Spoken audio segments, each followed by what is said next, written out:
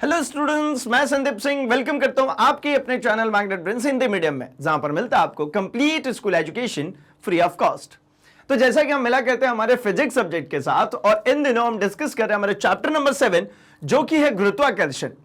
इस चैप्टर में हम लोगों ने बहुत सारे टॉपिक्स को कवर अप किया एंड अब बारी है हमें कवर करने के गुरुत्वीय त्वरण में परिवर्तन, मतलब एक्सीलरेशन ड्यू टू ग्रेविटी। जो स्मॉल जी है उसकी वैल्यू में चेंजेस को देख रहे हैं कि अगर मैं पृथ्वी की सतह से ऊपर जाऊंगा और पृथ्वी की सतह के अंदर गया तो दोनों ही जगहों पर जी की वैल्यू में क्या चेंजेस आएंगे, क्या बढ़ जाएगा, घट जाएगा, सेम रहने वाला, क्या होने वाला है, हम इसकी डिस्कशन करने वाले हैं इस सेशन में। तो जैसा कि आपको पता ही है कि ये पूरा ही चैप्टर एंड ये पूरे कोर्स कंटेंट आपको प्रोवाइड कराया जाता है आपके बोर्ड के लिए, तो ठीक है।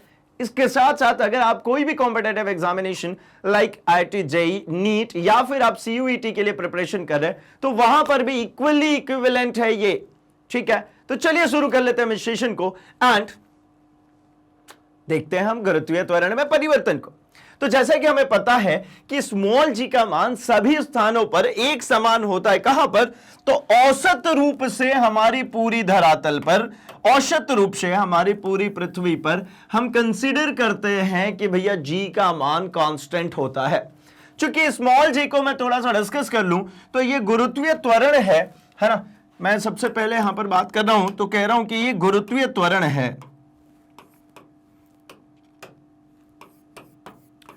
गुरुत्वीय त्वरण हमें पता है कि ये गुरुत्वाकर्षण बल द्वारा, या यूं कहूं तो पृथ्वी के द्वारा जो आकर्षण बल लगाया जा रहा है उसके कारण किसी वस्तु के अंदर होने वाले वेग में परिवर्तन की दर है।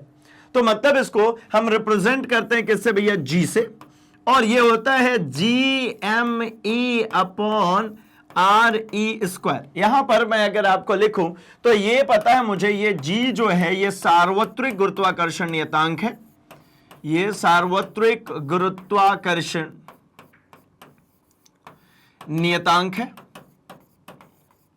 इसी तरीके से इसकी वैल्यू भी हमें फिक्स पता है, 6.67 इंटू 10⁻⁻11 न्यूटन मीटर स्क्वायर पर केजी स्क्वायर।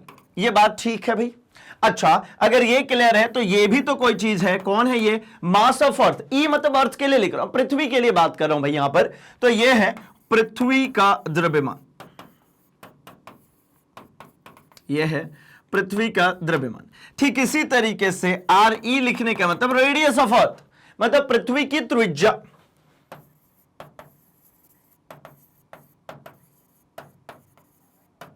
अब यहां पे बात समझेंगे, जो ये G है ये है गुरुत्वीय त्वरण। तो गुरुत्वीय त्वरण निर्भर करता है किस पे? तो कैपिटल G जो कि सार्वत्रिक गुरुत्वाकर्षण नियतांक है, मतलब इसकी वैल्यू कहीं भी चेंज नहीं होने वाली है। नॉट ओनली अर्थ, अर्थ के बाहर भी अगर चले जाएंगे तो G में कोई चेंजेस नहीं है। मास ऑफ अर्थ की बात कर रहे हैं, मतलब पृथ्वी के द्रव्यमान की बात करें तो पृथ्वी का द्रव्यमान पृथ्वी पर ही रहते हुए कैसे चेंज होगा भाई? द्रव्यमान तो कांस्टेंट है ना। एंड रेडियस ऑफ अर्थ ये भी कांस्टेंट है अर्थ पर, लेकिन कुछ कंडीशंस है। चूंकि हम कहते हैं हमारी पृथ्वी जो है ये ओवल शेप की है, हमारी पृथ्वी हम ऐसा कंसिडर करते हैं ओवल है। अगर ये ओवल शेप की है तो मुझे ये भी बात बहुत अच्छे से पता है कि ओवल होना मतलब दीर्घवृत्ताकार होने में दो एक्सिस दिखती हैं। एक ये जो एक्सिस दिखता है ये स्मॉल एक्सिस है, ठीक है, माइनर एक्सिस कहलाता है। ये हमारा क्या है भाई? माइनर एक्सिस, लघु अक्ष कहते हैं भैया इसको। एंड दूसरा जो दिख रहा है इसको हम कहते हैं मेजर एक्सिस, और इसको हम कहते हैं दीर्घ अक्ष। कौन है ये? ये दीर्घ अक्ष है। तो मुझे दिख रहा है कि ये अगर मान लीजिए हमारा ओरिजिन हुआ, see if this is origin, ये ओरिजिन हुआ, तो यहां से अगर इधर की तरफ बढ़ते हैं, है ना, तो ये जो रेडियस होगा वो ज्यादा होगा, ये जो रेडियस होगा कम होगा। ये इक्वेटर है, ये पोल है। तो मुझे दिखता है कि ये इक्वेटर वाला जो रेडियस आपको दिख रहा है ये ज्यादा है हमारे पोल से। ये वाला जो एरिया कहलाता है, ये वाला जो सेगमेंट कहलाता है, इसको ध्रुव कहते हैं। इसको हम कहते हैं भैया पोल। एंड ये वाला जो रीजन है, अच्छा पोल ये भी है तो ये भी पोल है ना। ये अगर उत्तरी पोल है तो ये दक्षिणी पोल है। और उसी तरीके से ये दोनों कहलाते हैं क्या भैया? तो ये कहलाते हैं हमारे, अगर ये पोल हो गया तो ये है हमारे अक्ष, ठीक है, ये हमारे अक्ष होते हैं, ठीक, इक्वेटर होते हैं। तो ये पोल्स है और ये इक्वेटर, तो इक्वेटर पे हमारी अर्थ दिख रही है कि चपटी है, मतलब यहां पर डिस्टेंस जो है इक्वेटर की ज्यादा है, पोल की जो डिस्टेंस है यानी रेडियस पोल की जो है वो कम है। और मैंने जब इस फॉर्मूले में लिखा हुआ है कि ये होता है GME upon R square. Now RE मतलब आर स्क्वायर जो लिखा हुआ रेडियस ऑफ द अर्थ, यहां पे अगर हम पोल पर चल करके जाएंगे तो पोल पे हमारी रेडियस कैसी दिख रही है, कम दिख रही है, तो मतलब यहां पर G का मान ज्यादा होगा और इक्वेटर पे कंपैरेटिवली कम होगा। लेकिन औसत रूप से अगर हम बात करते हैं तो हर जगह पर G का मान हम कैसा रखते हैं, सेम रखते हैं। ये कैसे ज्यादा हो रहा है, क्यों कम हो रहा है, हम उसकी अभी डिस्कशन करने वाले हैं, क्योंकि G का मान पृथ्वी के आकृति और पृथ्वी के घुमाव दोनों पर ही निर्भर करता है, मतलब पृथ्वी के घूर्णन गति और पृथ्वी की जो आकृति है उन दोनों पर निर्भर करता है। तो इस G को वहां भी कैलकुलेट करके मैं दिखाने वाला हूं, अगले पॉइंट पे पढ़ रहा हूं जो इन जनरल हमें याद रखने हैं उसमें। तो कहते हैं भूमध्य रेखा से ध्रुवों की ओर जाने पर G का मान बढ़ने लगता है, पृथ्वी की सतह से ऊपर या नीचे जाने पर G का मान घटता है। कुछ ऐसा है भाई, ये देखिए, ये हमारी पृथ्वी, ठीक है, ये हमारी पृथ्वी। अब यहां पर मैं कहता हूं कि ये मेरा इक्वेटर होगा, ये इक्वेटर हो गया, ये हमारे पोल्स हैं, ये कुछ उल्टा बन गया है।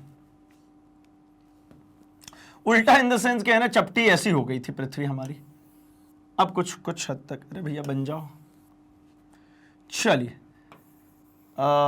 ये रही और ये वाला सेगमेंट।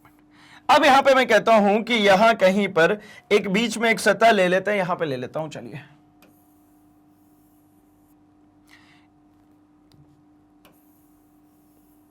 ठीक है ना, ये एक पॉइंट ले लेता हूं।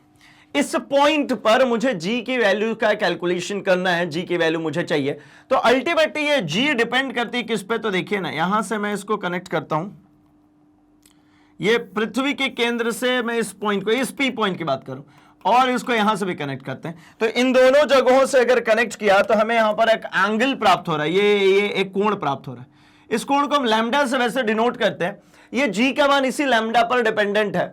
अगर हम यहां तक पहुंचते जाएंगे, मतलब यहां से यहां की तरफ जैसे जैसे जाते हैं, ये इक्वेटर है और ये पोल है, ठीक है ना, ये अक्ष है और ये हमारा ध्रुव है। तो अक्ष से ध्रुव की तरफ, इधर से भी इधर, अक्ष से ध्रुव की तरफ बढ़ेंगे या फिर यहां से नीचे की तरफ बढ़िए, यहां से नीचे की तरफ बढ़िए, तो जो G का मान है, स्मॉल g का जो मान है वो क्या होने लगता है भैया, बढ़ने लगता है, ठीक है ना। स्मॉल g का जो मान है वो जो होगा, स्मॉल g का मान, ये देखिए स्मॉल g जो है ये GME अपॉन आर स्क्वायर था। अगर रेडियस कम होगा तो G का मान क्या हो जाएगा, ज्यादा होगा। ये ऊपर जैसे जैसे बढ़ते हैं रेडियस क्या होने लगता है, कम होने लगता है। रेडियस कम होगा तो ऑब्वियस सी बात है ये जो स्मॉल g का मान जो है ये बढ़ना शुरू हो जाएगा। तो यहां पर यही कह रहे हैं कि भैया स्मॉल g का जो मान है वो क्या होने लगता है, जब हम इक्वेटर से पोल की तरफ चलते हैं, भूमध्य रेखा से हम ध्रुवों की तरफ चलते हैं, तो हमारा जो G का मान है वो बढ़ने लगता है। जबकि अगर पृथ्वी की सतह से ऊपर चले या नीचे चले, इस सतह से अगर मैं नीचे आऊंगा तब भी, और इस सतह से अगर मैं ऊपर जाऊंगा तब भी, मतलब हाइट में अगर आप कहीं भी चेंज करते हैं G का मान कम ही होगा, बढ़ने का कोई सीन नहीं है। और ये हम आज ही इसी सेशन में इसको हम खत्म करने वाले हैं, है ना। त्वरण में परिवर्तन की जब बात करें तो चेंजेस को इसी तरीके से तो देखेंगे कि ये जो है इक्वेटर से पोल पे आने में कैसे चेंज हो रहा है, एंड अगर किसी हाइट तक मैं उठा रहा हूं या किसी डेप्थ में गड्ढा खोद के उसको पुटअप कर रहा हूं तो उसके G में कैसे चेंजेस आ रहे हैं, ठीक है। अगला, G के मान में परिवर्तन का अध्ययन निम्न प्रकार से किया जा सकता है। कैसे कैसे भाई, तो पहला तो है पृथ्वी की सतह से ऊंचाई के साथ परिवर्तन, पृथ्वी की सतह से गहराई के साथ परिवर्तन, और तीसरा पृथ्वी तल पर अक्षांश के साथ परिवर्तन। जैसे इस पृथ्वी तल पे यहां पर है, इसके अक्षांश को और बदल रहा हूं, मैं कहीं और चलता हूं, मैं एक और पोजीशन मार्क करता हूं, मैं यहां पे एक पोजीशन मार्क करता हूं, ये रहा। अब इस पॉइंट से अगर आप निकालेंगे तो अगर आप ध्यानपूर्वक देखेंगे तो यहां पे उसी अल्फा का मान कैसे निकलेगा, ये रहा अल्फा। यानी जैसे जैसे इसकी तरफ बढ़ते जाएंगे जो अल्फा का मान है वो क्या होता जाएगा भाई, बढ़ता जाएगा। अगर आपने पॉइंट यहां पर मार्क की हो, सपोज ये ले लीजिए, एक अक्षांश यहां ले लेते हैं, तो यहां पे अगर आपने मार्क करी हो तो ये देखिए ये एंगल अल्फा का मान क्या हो गया, कम हो गया, ठीक है। मैं ये सर्कल में हटा देता हूं, है ना, हालांकि वो अक्षांश है ना, पूरा सर्कुलर तो होगा ना, ये P पॉइंट यहां पे जो मार्क करो एक जगह थोड़ी होगा, पूरे ही गोले पर होगा ना।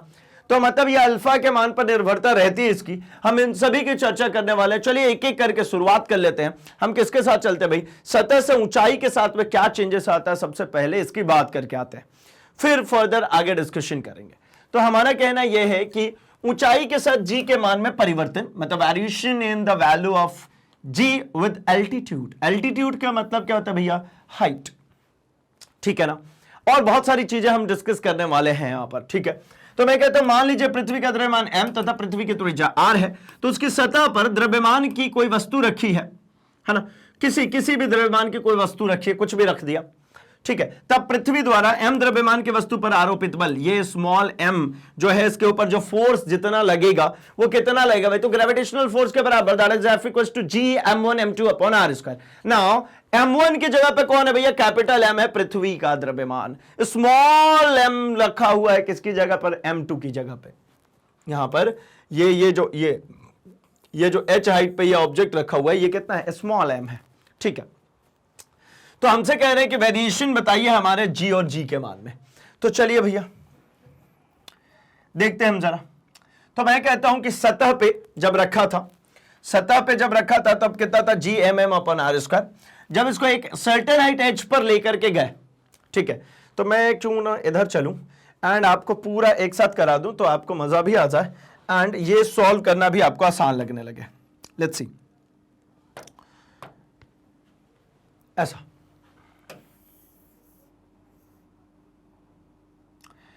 इसके सतह पर सबसे पहले एक वस्तु रखते हैं, ये यहां पे रखा था स्मॉल m द्रव्यमान का। बाद में इसको क्या किया, तो इसको एक सर्टेन हाइट ऊपर उठा के रख दिया।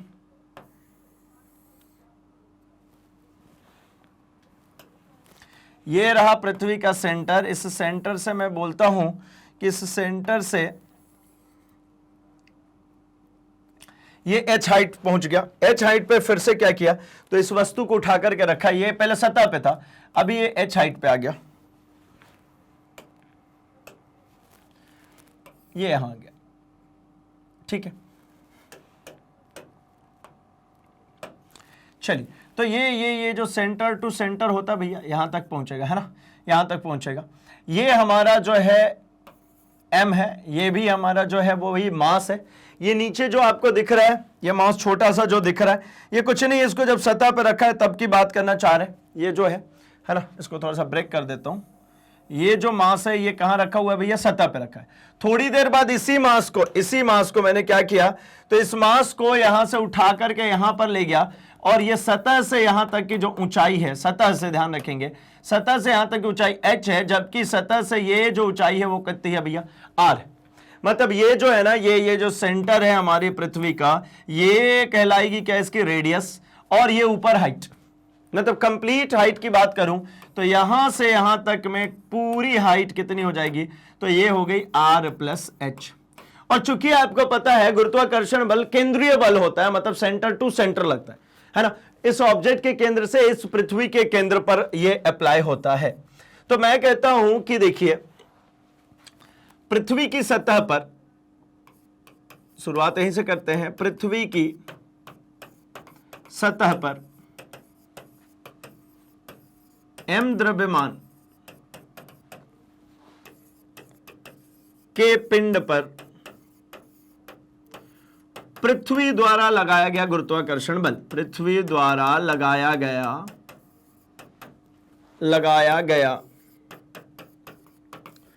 गुरुत्वीय बल कितना होगा भाई, तो आप कहोगे कि ये हो जाएगा F इक्वल्स टू mg, है ना, कितना होगा F इक्वल्स टू mg, या फिर इसी चीज को कह लेंगे कि भैया ये हो जाएगा mm अपॉन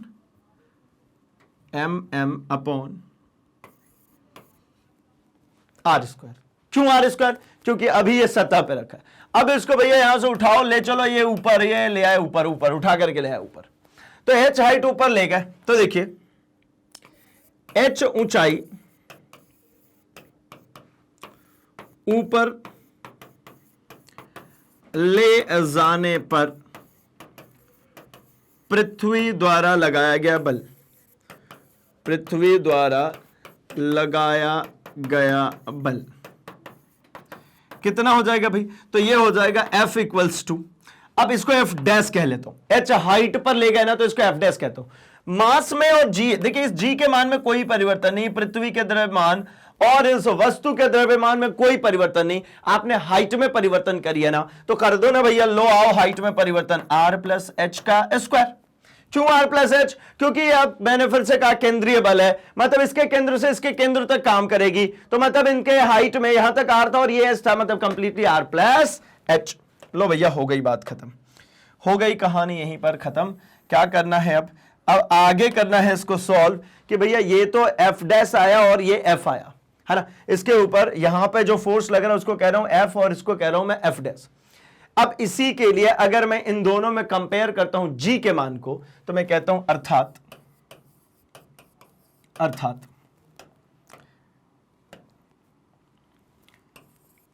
पृथ्वी के सतह पर गुरुत्वीय त्वरण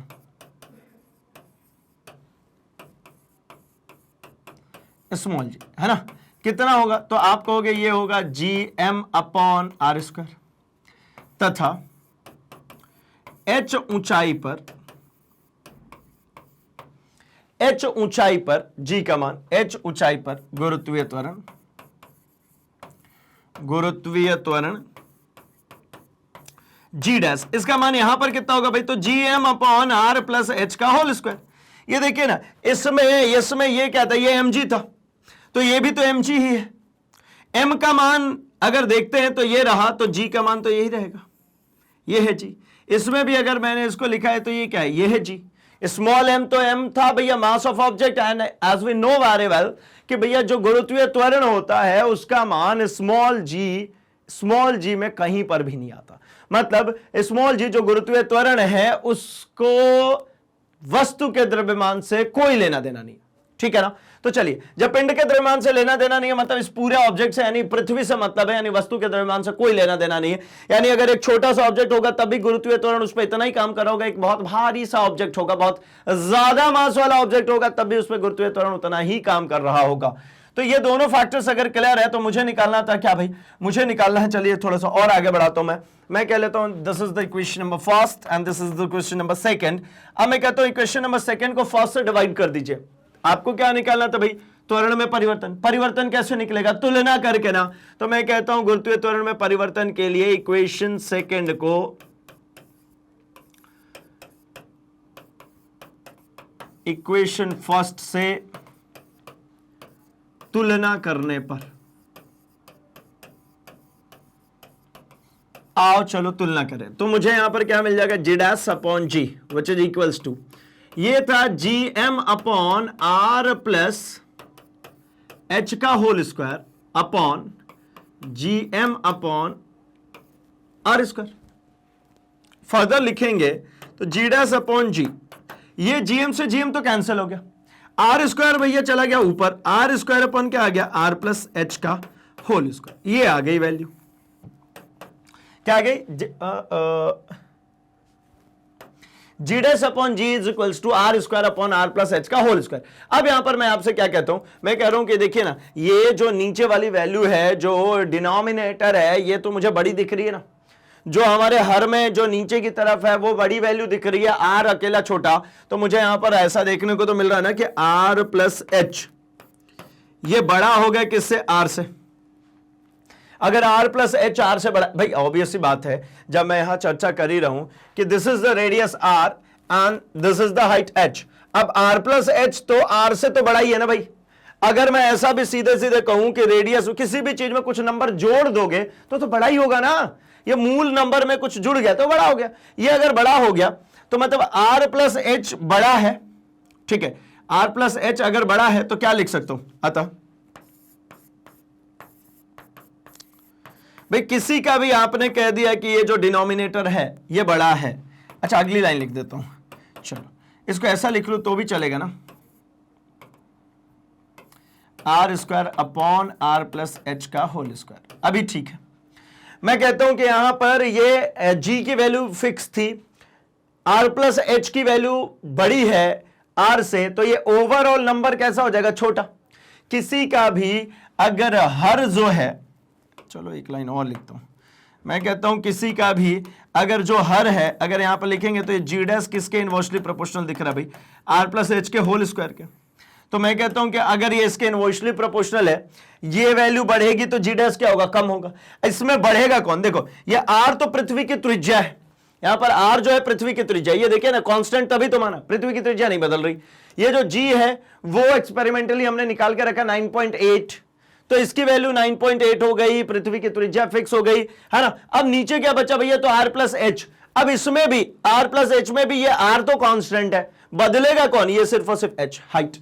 तो सीधी बात समझ में आ रही है कि अगर हाइट बढ़ाऊंगा तो ये जो डिनोमिनेटर वाली वैल्यू है वो बढ़ेगी, और डिनोमिनेटर वाली वैल्यू बढ़ेगी तो जी डैश के साथ कैसा दिख रहा है, इनवर्स रिलेशन ना, व्युत्क्रमानुपाती ना। अगर हाइट बढ़ेगा तो जी डैश क्या होगा, कम होगा। तो मैं कह सकता हूं अतः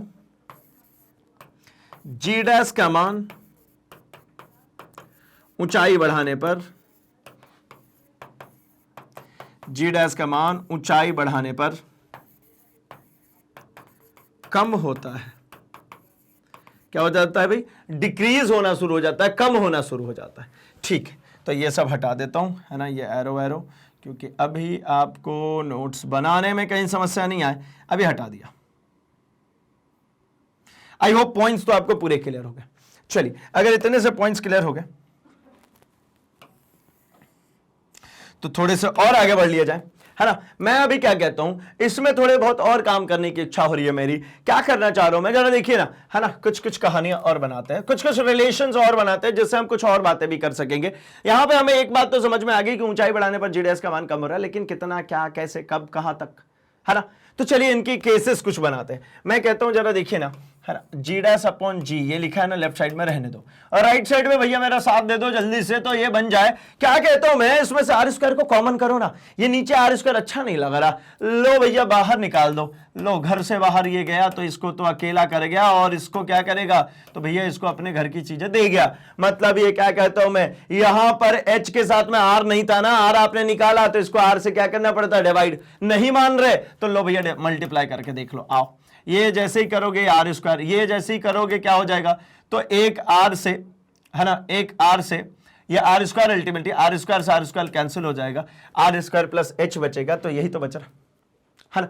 या फिर इस स्क्वायर को भी बाहर रखूं तो आर प्लस एच का होल स्क्वायर बचेगा, तो टर्म तो वही आ रही है, ऐसा कुछ भी मैंने बाहर नहीं किया। आर स्क्वायर को मैंने क्या कर दिया बाहर, तो आर स्क्वायर से ये वाला आर स्क्वायर कैंसिल हो गया, लो ये खत्म हुआ, क्या बचा, तो G dash upon G is equals to, ये तो खत्म ही हो गया, 1 upon 1 plus H upon are.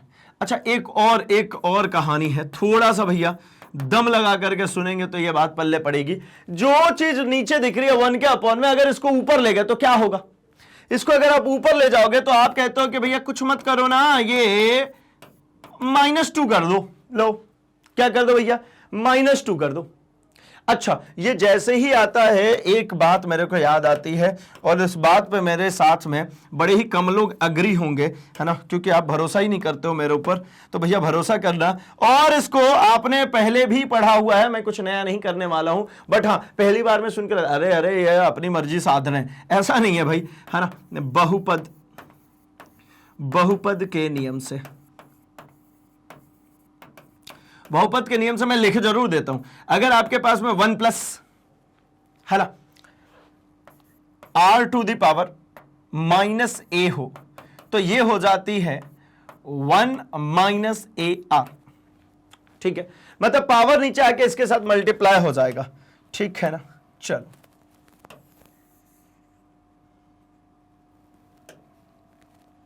यहां पे देखिए, G dash upon G which is equals to, ये कितना होगा भाई, तो 1 माइनस 2 नीचे आ जाएगा, ट्वाइस ऑफ एच अपॉन में आर। और थोड़ा बहुत लिखता हूं मैं लिखता हूं जी डैश इक्वल्स टू, तो इस जी को इधर भेजिए, 1 माइनस 2h अपॉन में आर। ये एक रिलेशन आया कि जो जी डैश है, ये जैसे जैसे हाइट बढ़ाते जाएंगे वैसे वैसे क्या होता जाएगा भैया, ये उस तरीके से अपने जी के, मतलब जी डैश के मान में कमी आता जाएगा। जी डैश के मान में कमी आना मतलब गुरुत्वीय त्वरण कम होता जाएगा जैसे जैसे ऊंचाई बढ़ती चली जाएगी। अच्छा, अगर यहां पर मैं कुछ केसेस की बात करूं, अगर मैं कहता हूं कि जो ट्वाइस ऑफ एच जो है ना, ट्वाइस ऑफ एच जो है ये भी अगर रेडियस के बराबर हो गई, ठीक है, 2h का मान अगर रेडियस के बराबर हो गया तो ये कंप्लीटली जी डैश का मान कैसा हो जाएगा, 0। मतलब जितनी ये रेडियस दिख रही है 2h के मान को भी किसके बराबर कर दूं, रेडियस के बराबर, तो यहां से 1 - 1 0, मतलब जी डैश 0, यानी वहां पर कोई भी गुरुत्वाकर्षण बल का मान हमें अनुभव होने वाला है नहीं, ठीक है। या फिर और भी अगर आप बातें करना चाहते हो तो मैं कहता हूं कि हाइट को अगर इंफिनिटी कर दूं, यहां पर भी देख लो, यहीं पर मैं कहता हूं कि h अगर इंफिनिटी हो गया,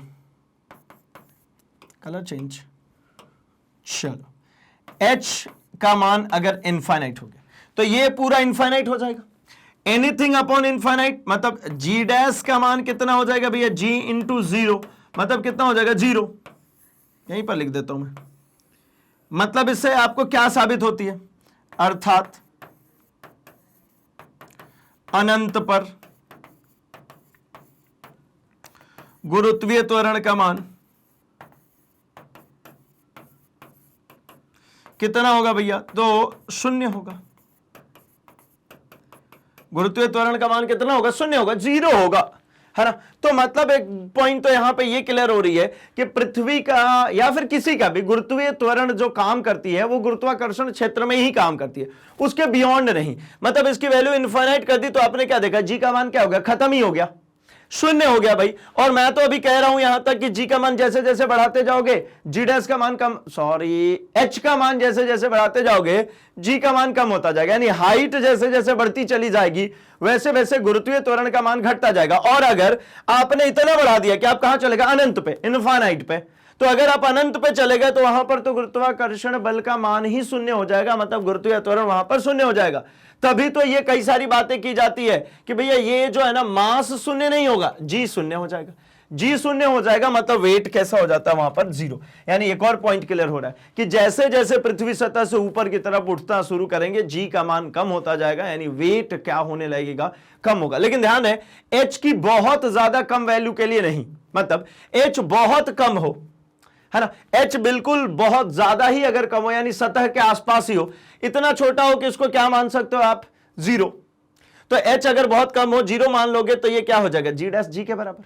यानी मैं यहां पर अगर लिखूं, यहीं पर एक और केस बना देता हूं कि पृथ्वी की सतह के बहुत नजदीक होने पर,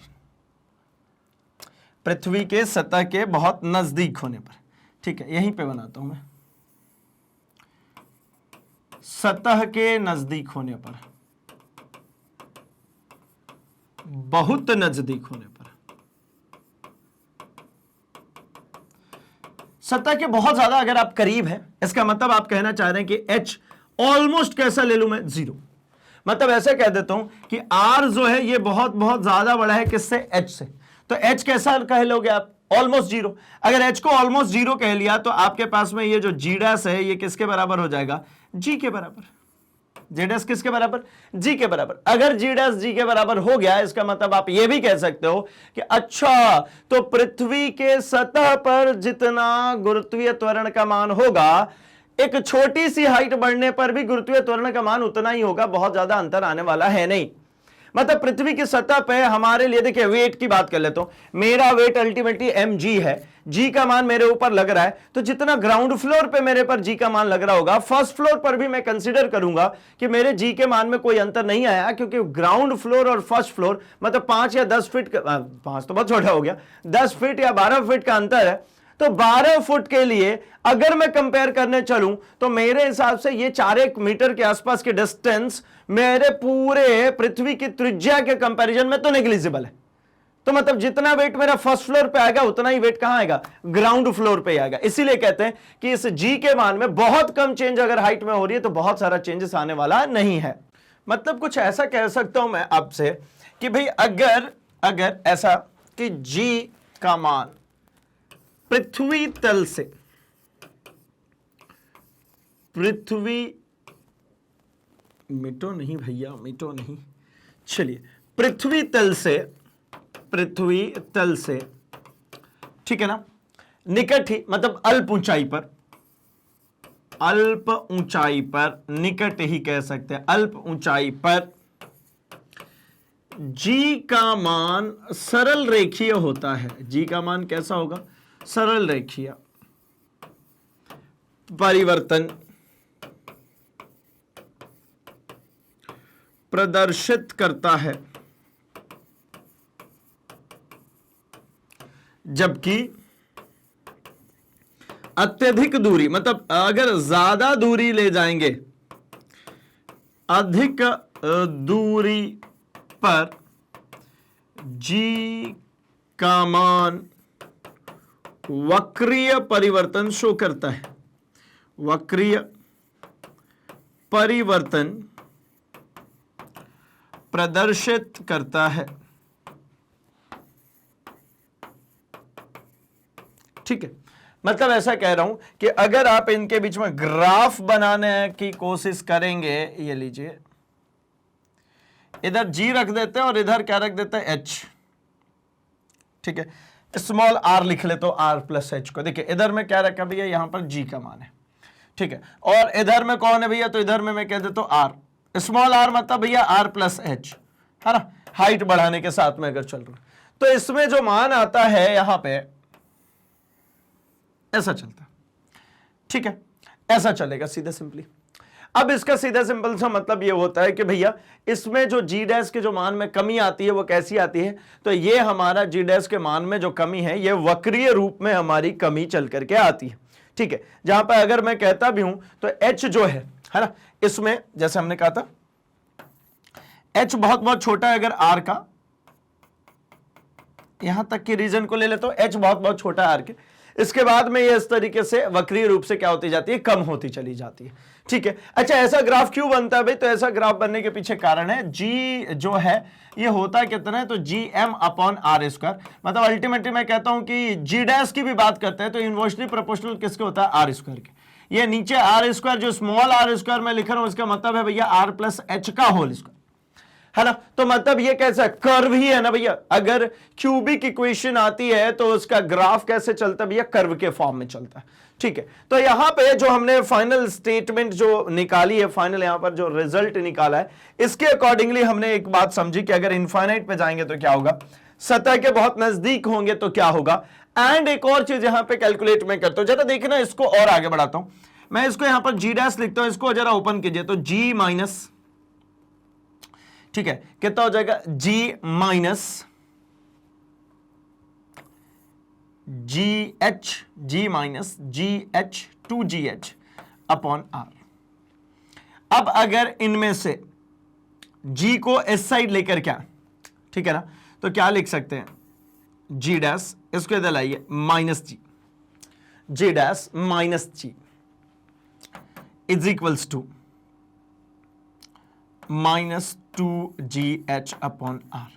या यूं कहूं कि अगर मैं जी माइनस जी डैश लिखता हूं, जी माइनस जी डैश लिखता हूं, तो यहां से नेगेटिव साइन हट जाएगा और ये क्या बचेगा? 2GH upon are. यानी जी माइनस जी डैश कहने का मतलब क्या है? जब मैंने कह दिया है कि हाइट के साथ में जी के मान में कमी आने वाली है, तो ये जी और ये जी डैश, जी डैश मतलब एक सर्टेन हाइट पे जो मुझे जी गुरुत्वीय त्वरण का मान मिल रहा है वो, और जी मतलब जो सतह पे मान मिल रही है, मतलब कह सकता हूं कि गुरुत्वीय त्वरण में कमी, गुरुत्वीय त्वरण में कमी, जो सब्ट्रैक्ट होकर के जो पार्ट आया, जो कम होकर के पार्ट आया, वो किसके बराबर है भैया? तो यही बराबर है 2GH अपॉन आर के। तो इसमें जो कमी आएगी वो किसके बराबर होगी? 2GH अपॉन आर के बराबर होगी। ठीक है, किसके बराबर?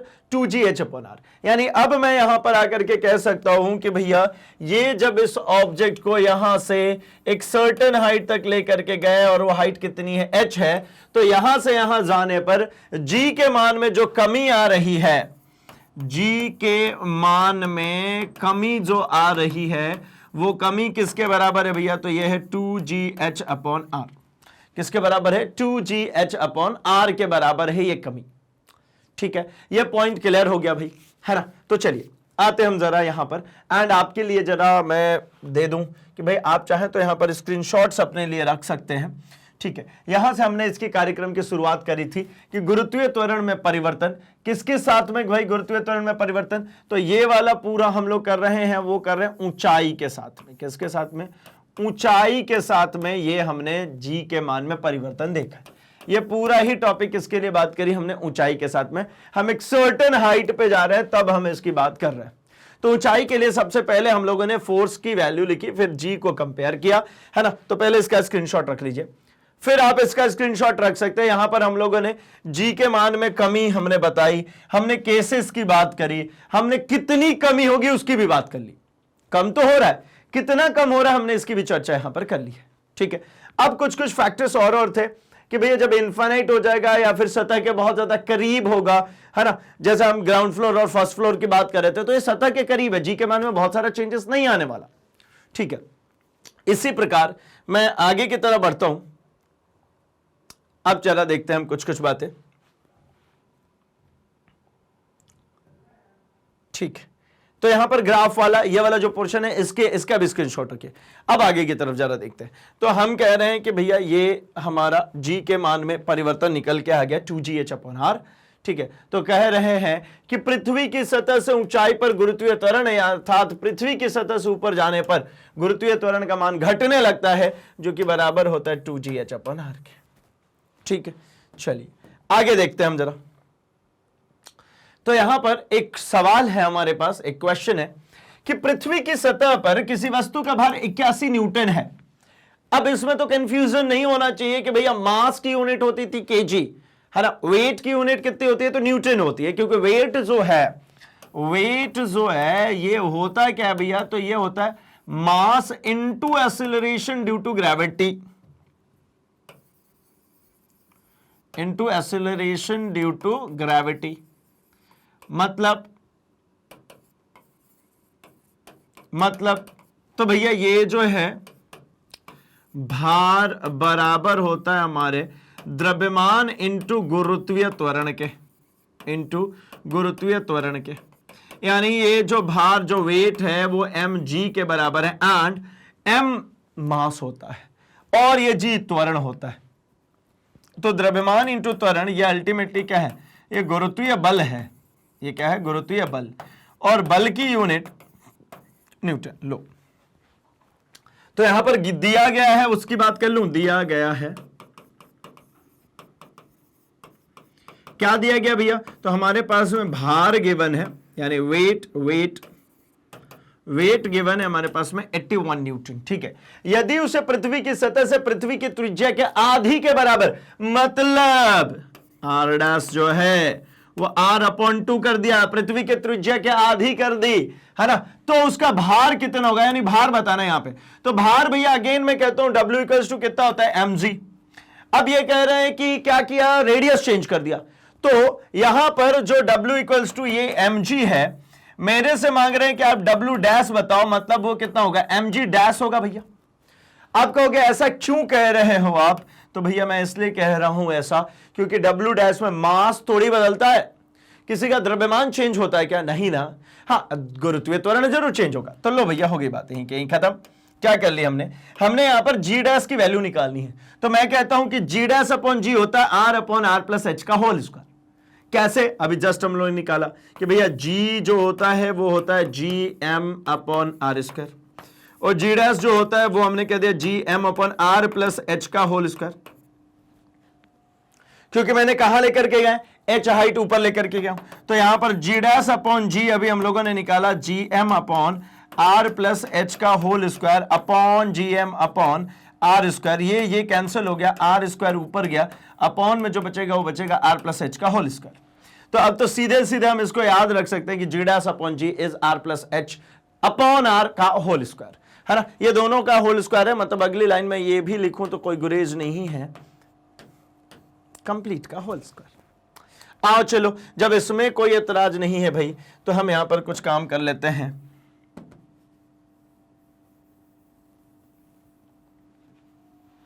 ठीक,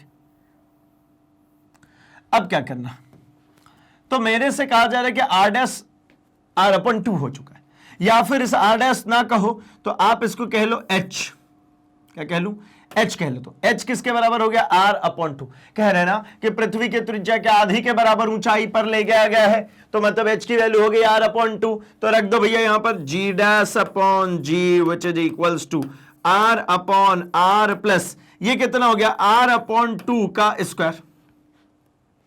फर्दर अगर इसको सॉल्व करते हैं तो ये कितना हो जाएगा भाई, ये 2 तो ऊपर चला गया, ट्वाइस ऑफ r अपॉन में ये 2r प्लस r का स्क्वायर, इधर तो चली रही है g'/g। चलिए आगे बढ़ाता हूं इस पिक्चर को, g' का मन ये ट्वाइस ऑफ r और नीचे twice of r upon thrice of r का square which is equals to r से r तो कैंसिल हो गया ना, दैट इज 4/9। मतलब g' का जो मान है वो कितना भैया 4/9। तो मेरे से मांगा जा रहा है w', तो क्या ऐसा लिख लूं w'/w, क्योंकि एक का मान दिया है, क्रॉस मल्टीप्लाई करके निकाल दूंगा। ये कितना हो जाएगा भैया, तो mg'/mg। अब मैं आपसे कहूं कि भैया ये mg' जो दिख रहा है, m तो मास तो सेम रहने वाला, काट दो ना, हटा दो, तो यहां पर w' इज इक्वल्स टू कितना आ जाएगा, ये w इधर ले चलो, तो w इंटू g' में g। अब w की वैल्यू कितनी है भैया, तो w है 81 इंटू g' 4/9, अभी हमने निकाला ये 4/9। बड़ा अच्छा नंबर दिया था भैया, ये 9 9 जा 81 यानी 36 न्यूटन की केजी, तो न्यूटन है ना, केजी नहीं, मास तो मुझे पता ही नहीं, वो तो कैंसिल ही हो गया। तो वेट मतलब जो नया भार आया, भार कहां पर, पृथ्वी की त्रिज्या के आधी के बराबर है ना, भार 36 न्यूटन और रह जाएगा। लो भैया जो हमने कहा था वो सिर्फ किया नहीं, हमने उसको प्रूफ भी कर लिया कि अगर मैं हाइट बढ़ा लूंगा, अगर मैंने हाइट बढ़ा दिया तो भार कैसा रह गया भैया, कम हो गया ना। जब पृथ्वी की सतह पर था तो वो 81 न्यूटन का था, लेकिन एक हाइट पर चला गया तो कितना बचा, सिर्फ और सिर्फ 36 न्यूटन का बचा। मतलब इसको है ना भारहीनता का अनुभव होगा, जब हम हाइट में परिवर्तन करेंगे, हाइट बढ़ाते चले जाएंगे तो भारहीनता का अनुभव होगा। चलिए तो ये पिक्चर क्लियर हो गया, यानी जी की वेरिएशन किसके अकॉर्डिंगली, हाइट के अकॉर्डिंगली हमने देख लिया। अब क्या करें भाई, तो चलते हैं जरा हम अगले टॉपिक की तरफ और हम जरा चर्चा करते हैं। अच्छा इसका स्क्रीनशॉट तो रख लो, चल फाइन। अगले पॉइंट पे आता हूं मैं, और मैं अब बात करना चाह रहा हूं गहराई के साथ, मतलब डेप्थ के साथ में जी के मान में क्या परिवर्तन होगा। हाइट के साथ में जी का मान निकालना बड़ा आसान था, एच में वेरिएशन करके निकाल रहे थे, लेकिन जब डेप्थ में आएंगे ना तो एक और चेंजेस आना शुरू हो जाता है। देखिए समझिएगा, जब ये पूरा था पृथ्वी कहां तक, ये आर त्रिज्या जब इसके पास थी, तब अगर इस समय इसका जो द्रव्यमान था है ना, उसको मैं कह लेता हूं कि इसका द्रव्यमान एम था, तो जब ये एच हाइट में क्या करा, खोद के नीचे आ गया, तो इसका जो होगा इतना सा, तो इसका द्रव्यमान जो होगा वो क्या हो गया होगा, कम हो गया होगा। मास में ऑब्वियस सी बात है, जैसे ही आप अंदर की तरफ आएंगे आपकी क्या हो जाएगी, कमी हो जाएगी। तो जो अब तक नॉर्मली हमारा ये gm/r² चल रहा था, यहां पर अब ये मास की वैल्यू भी चेंज करनी पड़ेगी, और मास निकालने के लिए मैं अलग से ही आपको ट्रीट कर दूं तो भैया यहां पर मेरे को आसानी रहेगी। चूंकि किसी भी गोले का द्रव्यमान अगर आपको निकालना है, देखिए गोले का द्रव्यमान, तो देखिए होता क्या है भैया, है ना, density equals to mass upon volume होती है, तो mass equals to volume into density हो सकती है। तो गोले का द्रव्यमान क्या हो जाएगा, गोले का आयतन इनटू घनत्व, इनटू क्या भैया, घनत्व। तो गोले का आयतन कितना होता है, तो 4/3 पाई आर क्यूब, कितना होता है 4/3 पाई आर क्यूब, ये क्या है, गोले का आयतन।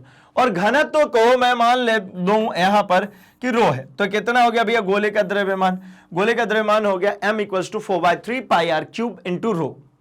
तो ये ध्यान रखेंगे, ये मास होता है, ये द्रव्यमान होता है, ये द्रव्यमान का फॉर्म है, ठीक है। तो यहां पर अब चलिए समझने की कोशिश करते हैं कि पृथ्वी की सतह पर थे तब तो जी का मान हमें पता है, लेकिन सतह में ड्रिल करके अंदर जाना शुरू हो गया, यानी गड्ढा खोदना शुरू हो गया, पृथ्वी की सतह के अंदर जाना शुरू कर दिए।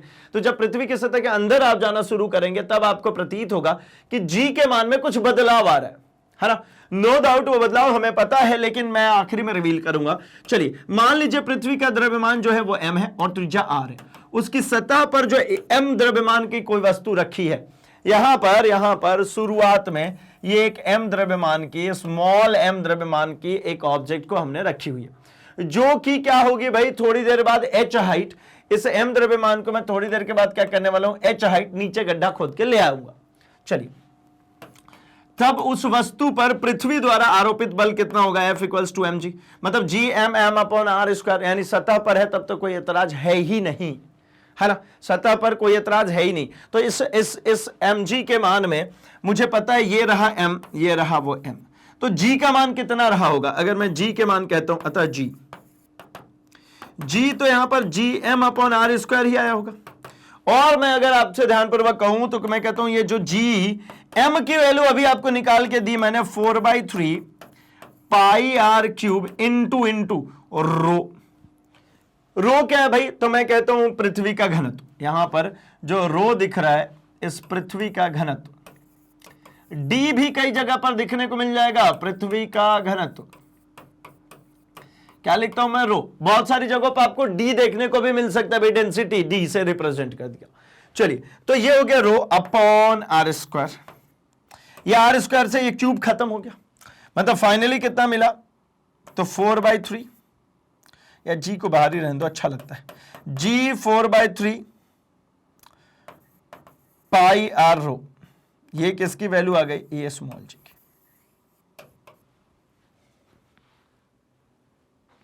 जी 4/3 पाई आर इंटू रो, क्योंकि स्क्वायर एक आर स्क्वायर को कैंसिल कर चुका है। तो ये तो रही जी की मान। अब क्या करेंगे, तो मैं कहता हूं कि यहां पर अगर नीचे जाएंगे अगर, तो गुरुत्वीय त्वरण के मान में कुछ ना कुछ परिवर्तन होगा। तो इसके लिए मैं ले आता हूं आपको एक दूसरे पेज पर, यहां पर आपको मैं डिस्कस कर लूं, तो फटाफट मैं पूरा क्या आपको अभी जस्ट डिराइव करा देने वाला हूं। तो ये जिस तरीके से हमने डिराइव किया था वैसे ही ये रही हमारी, थोड़ी सी यहां पर पृथ्वी बड़ी बनाता हूं क्योंकि मुझे काम आने वाला है, ठीक है, ये पूरी पृथ्वी। अब क्या हुआ कि हमने इसमें कुछ कट लगाए, चलो ठीक है, लगा देते हैं कट,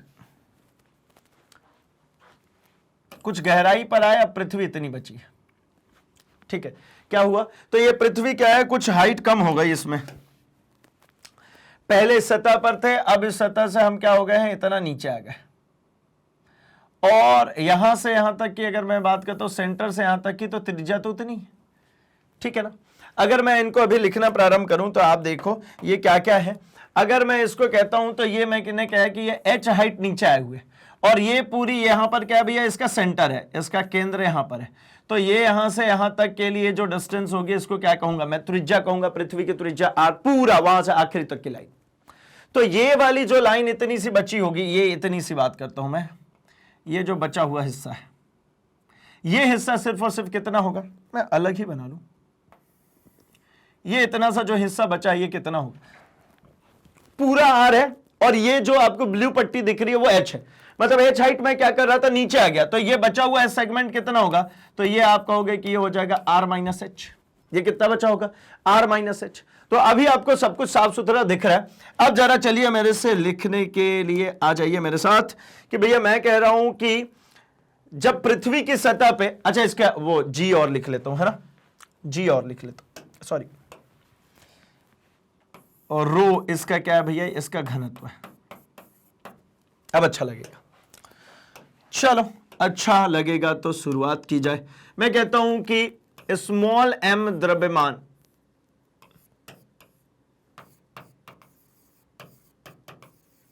गहराई के साथ,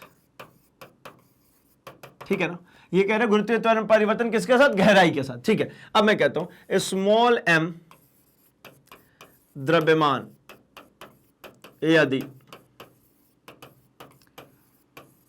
सतह पर स्थित हो, कहां पर स्थित हो भैया, सतह पर, इसके सरफेस पर स्थित हो, यहां पर स्थित है, यहां पर स्थित है, ये है स्मॉल m, अगर सतह पर स्थित है, तो मैं कह रहा हूं स्मॉल m अगर सतह पर स्थित हो तब उस पर कार्यरत गुरुत्वीय बल उस पर जो गुरुत्वीय बल काम कर रहा है वो कितना काम करेगा भाई, तो आप कहोगे F इक्वल्स टू वो काम करेगा mg, और मैं कहता हूं ये हो जाएगा gm स्मॉल m अपॉन में r स्क्वायर, यानी पूरी रेडियस का स्क्वायर। अब इसी चीज को थोड़े से और अलग टर्म में लिखते हैं, अर्थात क्या कह लूं मैं कहता हूं देखिए,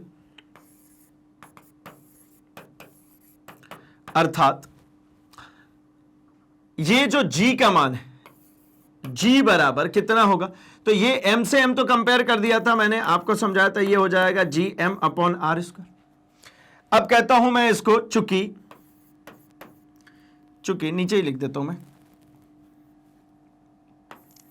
चूंकि यहां पर जो m है वो है भैया 4/3 पाई r क्यूब रो, तो g का मान जो मिल जाएगा मुझे वो कितना मिल गया, gm अपॉन r स्क्वायर, मतलब g 4/3 पाई r क्यूब रो अपॉन में r स्क्वायर, एक r स्क्वायर से r स्क्वायर कैंसिल हो गया, 4/3g पाई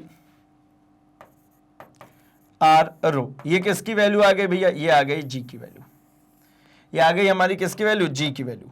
अगर g की वैल्यू हमें प्राप्त हो चुकी है तो अब मुझे कैलकुलेट करना है किसको, g डैश को। तो मैं कहता हूं यदि h गहराई सतह से नीचे चलने पर क्या कर गए, h गहराई नीचे आ गए, ये h हाइट नीचे आएगा। अब ये रेड वाला जो दिख रहा है, अब इतनी पृथ्वी बची है, अब इसके लिए इस बाकी बचे हुए पृथ्वी का कोई लेन देन नहीं, क्योंकि सेंट्रल फोर्स है। यहां पर जब ये द्रव्यमान यहां पर जब ये आ जाएगा तो यहां से सेंटर पे लगने वाले फोर्स को कैलकुलेट करेंगे, बाकी से हमें कोई लेना देना है ही नहीं। तो यहां पे जब आ गए तब क्या कहेंगे भाई, चलने पर गुरुत्वीय बल F is equals to mg dash कह लेता हूं, F डैश कह लेता हूं।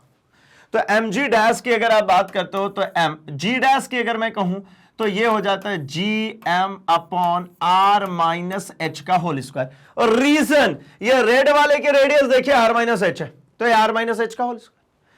अर्थात यहां पर फिर से मैं क्या लिखूंगा, मैं लिखूंगा अर्थात क्या भाई, तो अर्थात ये कि g की वैल्यू इसमें कितनी है, तो इसमें g डैश की जो वैल्यू है, ये m वाला तो कंपेयर हो गया, क्या बचा भैया, तो ये आप कहोगे ये बचा gm upon r minus h का होल स्क्वायर।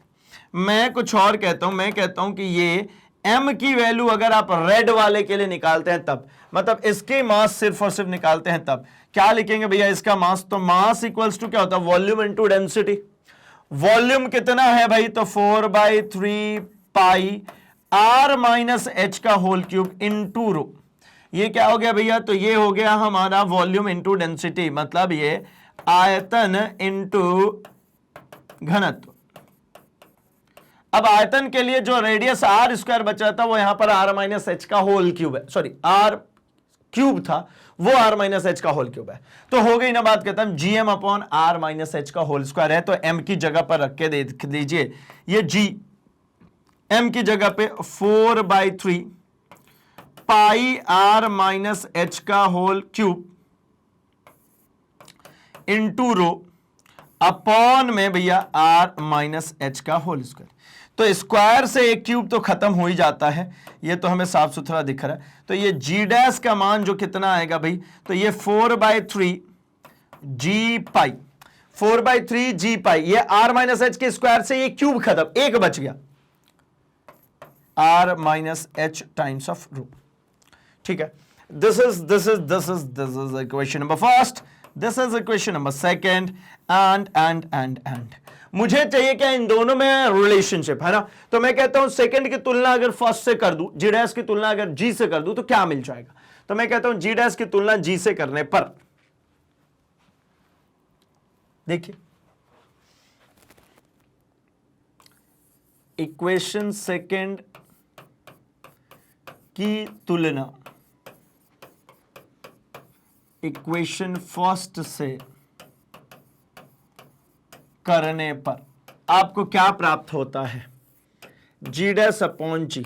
ये कितना आया भाई, तो ये आया 4/3 G pi R minus H into rho upon 4/3 G pi R rho. एक बार क्रॉस वेरीफाई कर लेते हैं। ये देखिए 4/3 G pi R minus H rho, 4/3 G pi R minus H rho, और first equation 4/3 G pi R rho, तो 4/3 G pi R रो। अब जो कट रहा है काट दीजिए, जो बचा रहा है उसको लिख लेंगे। कट क्या रहा भैया, ये 4/3 वाला, ये जी और ये पाई है, 4/3 जी पाई रो सब कट गया। क्या बचा, तो ये बचा मेरे पास G dash upon G which is equals to R minus H upon में आर, यही बचेगा। अगर यही बचेगा तो यहां पर मेरे को कुछ कुछ लिखने को मांगता है। क्या मैं कहता हूं कि अगर आर में से कुछ भी चीज माइनस कर दोगे, मैं कहता हूं रेडियस में से कोई भी चीज माइनस करेंगे तो रेडियस में से तो कम ही हुआ ना, तो क्या इसको लिखने में गुनाह है कि ये जो आर माइनस एच जो है ना, ये छोटा है किससे, आर से। ये कंडीशन देखिए भाई, मैं कहता हूं कि आर जो भी त्रिज्या है उसमें से एच जितना भी कम हुआ हो, ये कम हुआ था, ये पूरी रेडियस में से ये एच कम हुई है ना, तो ये आर माइनस एच इस आर से तो छोटा ही दिख रहा है ना, आर से कैसा दिख रहा है, छोटा दिख रहा है। अगर ये छोटा दिख रहा है तो ये रिलेशन क्या बताती है कि अगर आर माइनस एच ये न्यूमरेटर अगर डिनोमिनेटर से छोटा है, अर्थात क्या कह सकते हैं, ये ऊपर वाली वैल्यू नीचे वाली से छोटी है, तो इसका मतलब ये हो गया कि भैया जी डैश जो होगा वो स्मॉल होगा किससे, जी से। ठीक है, मतलब गहराई के साथ जी के मान में कमी आती है, मतलब ऊपर जा रहे हो तब भी कमी आ रही है और नीचे आ रहे हो तब भी कमी आ रही है। तो क्या कह सकता हूं मैं मेरे को तो ऐसा कुछ याद आता है। क्या याद आता है भैया, तो मैं कहता हूं कि अगर मान लीजिए है ना यहां पर r माइनस एच, ठीक है, तो अगर यहां पर हाइट जो है बहुत कम, मतलब ऐसा मैं कहता हूं कि r जो है वो much much greater than h हो, अर्थात गहराई पृथ्वी की त्रिज्या के सापेक्ष कम हो, यानी इसको कह सकता हूं क्या, नगण्य हो। आपको मैं कहता हूं कि है ना, आपने है ना सिर्फ 5 फीट का गड्ढा खोद लिया, तो कितना जी के मान में वेरिएशन कर लोगे भाई, आप जी के मान में बहुत वेरिएशन नहीं कर सकते। कारण क्या है, एच बहुत छोटा है, तो मैं कह सकता हूं एच कैसा हो गया, नेग्लिजिबल। तो यहां पर इस फॉर्म से देखिए क्या मिलेगा आपको, तो यहां पे आपको मिल रहा है G dash upon G which is equals to R minus H upon में आर, यही चल रहा है। अगर मैं इधर कर भी दूं तो मैं कहता हूं G dash equals to G times of R minus H upon में आर, ये भी चलेगा। और अब यहां पर ले आओ, चलो रख दो भैया किसको, इस जीरो को यहां रख दो, कितना बचेगा, तो G dash equals to G R upon R which is equals to G. मतलब ये ऐसा कह सकता हूं कि जी डैश जो है वो किसके बराबर है, जी डैश जो है वो जी के बराबर है। यानी इस आखिरी लाइन से आप क्या कह सकते हो, आप ये कह सकते हो कि अर्थात, क्या कह सकते हैं यहां पे, अर्थात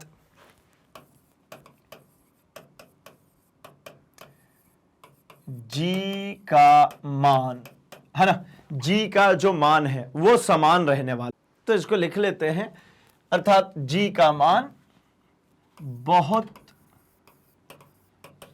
अल्प गहराई के लिए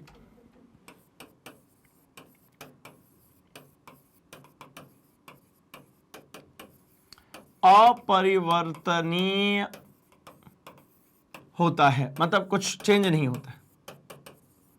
ठीक, एक तो ये केस हुआ, ठीक है, एक केस ये हुआ, और केसेस बनाते हैं।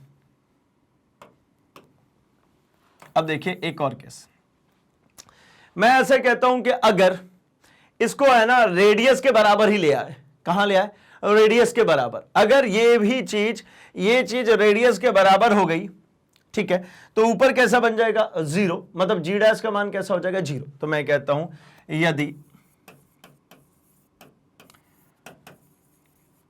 पृथ्वी की केंद्र पर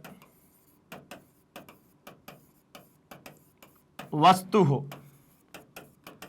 तब ये h r के बराबर हो जाएगा, तब h बराबर क्या हो जाएगा r। अर्थात अब देखिए इस फॉर्म में क्या लिखूंगा, मैं लिखूंगा ना ये g dash which is equals to g times of ये r माइनस एच अपॉन में r, तो ये क्या हो जाएगा r माइनस एच की जगह पे ये r अपॉन में भी r, मतलब ये कितना हो गया 0, मतलब g डैश का मान कैसा हो जाएगा 0। अर्थात गुरुत्वीय त्वरण का मान केंद्र पर कितना होता है भैया, केंद्र पर 0 होता है, यानी केंद्र पर जाकर के गुरुत्वीय त्वरण का मान कुछ भी नहीं होता, जी होता है। अच्छा तभी तो हम क्या कहते हैं, केंद्र पे अगर आप पहुंच जाओगे तो वेटलेसनेस होती है ना। अतः केंद्र पर भार W इक्वल्स टू जो mg होता है वो कितना होता है भैया, 0 होता है, 0 होता है, वेटलेस होता है। केंद्र पे अगर हम चले जाएंगे तो हमारा भार बढ़ नहीं जाएगा, कम होने वाला है। हाइट पर बढ़ रहे हैं तब भी कम हो रहा है, डेप्थ में जा रहे हैं तब भी कम हो रहा है, ठीक है ना। चलिए तो एक काम करते हैं, यहां तक कि अगर आपको पिक्चर क्लियर है ना, अगर आप चाहें तो भैया स्क्रीनशॉट ले लीजिए। सबसे पहले इसका लीजिए, गहराई के साथ हम कर रहे हैं यहां पर भैया आप पहले इसका स्क्रीनशॉट रखिए एंड देन आफ्टर आप इसका स्क्रीनशॉट रखिए। देन आफ्टर मैं करने वाला हूं, आपको बताने वाला हूं कि कितनी कमी आ जाएगी। कमी तो आ रही है ना, ये तय होगी, कितनी कमी आ जाएगी हम इसकी बात करते हैं। तो कमी आ रही है ये बात सत्य हुई, तो कितनी कमी के लिए मुझे करना पड़ेगा क्या, तो ये जो आपको रिलेशनशिप दिख रही है ना, इस रिलेशनशिप में ही हमें थोड़े बहुत काम करने पड़ेंगे। और मैं करता हूं, चलिए मैं लेता हूं कुछ कॉमन, है ना, कुछ बनाते हैं, ठीक है। ठीक, तो मैं कहता हूं कि गुरुत्वीय त्वरण में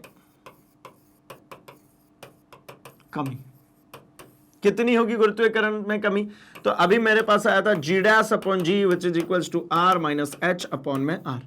अगर यहां पर g डैश अपॉन जी ऐसे ही रखी है, यहां पर r को कॉमन के लिए तो 1 minus H upon r upon में r, इस r से इस r को कैंसिल कर दिया, तो g dash upon G which is equals to कितना आ गया भाई, तो 1 माइनस एच अपॉन आर आ गया, है ना, यही आया 1 माइनस एच अपॉन आर। अच्छा अगर जी को इधर भेज देता हूं तो क्या मिला, तो G dash which is equals to G 1 minus H upon R. ठीक, ओपन कर दीजिए, लीजिए G dash is equals to G minus G H upon में आर। अगर यहां पर ये जो इसको इधर ले आता है उसको इधर भेज देते हैं, तो मुझे मिल जाएगा जी एच अपॉन में R which is equals to G minus G dash. मतलब ये अगर ऐसा लिख लो, G minus G dash equals to G H upon R. G minus G dash है क्या, तो वास्तविक गुरुत्वीय त्वरण माइनस जो अभी हमें मेजर करने के बाद जब एच गहराई पर जा रहे हैं तब जो गुरुत्वीय त्वरण आ रहा है वो है जी डैश, और जो एक्चुअली है वो कितना है भैया जी। तो ये क्या है, ये है गुरुत्वीय त्वरण में कमी। गुरुत्वीय त्वरण में कमी बराबर कितना आ गया भाई, तो ये आ गया जी एच अपॉन में आर। गुरुत्वीय त्वरण में कमी कितना आ गया, जी एच अपॉन में आर। ठीक है, तो ये पिक्चर अभी यहां जाकर के क्लियर होती है कि गुरुत्वीय त्वरण में अगर हाइट बढ़ाएंगे तब भी आपको कमी देखने को मिलने वाली है, अगर डेप्थ बढ़ाएंगे मतलब आप एच ऊंचाई पर जा रहे हैं तब भी कमी आएगी, अगर आप गहराई में जाएंगे तब भी कमी आएगी। यानी जी का मान, गुरुत्वीय त्वरण का मान ऊंचाई बढ़ाने और गहराई दोनों के ही साथ में गुरुत्वीय त्वरण के मान में क्या देखने को मिल रही है, कमी। तो एक काम करता हूं, मैं एक ग्राफ प्लॉट करता हूं, दोनों के लिए कर लेता हूं। चलिए देखिए,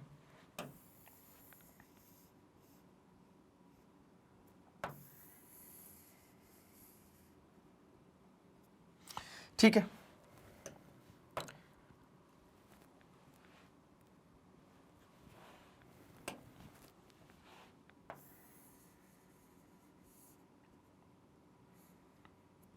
इसके बाद ये गिरना शुरू हो जाएगा।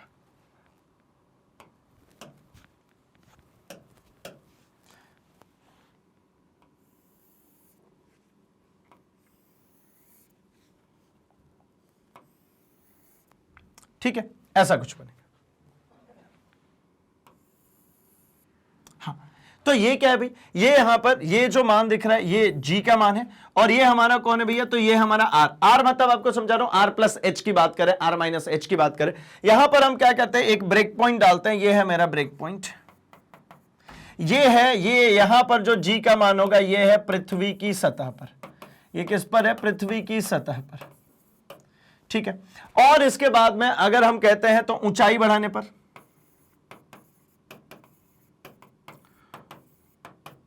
ऊंचाई बढ़ाने पर ये रही, और ये जो है ये गहराई के साथ,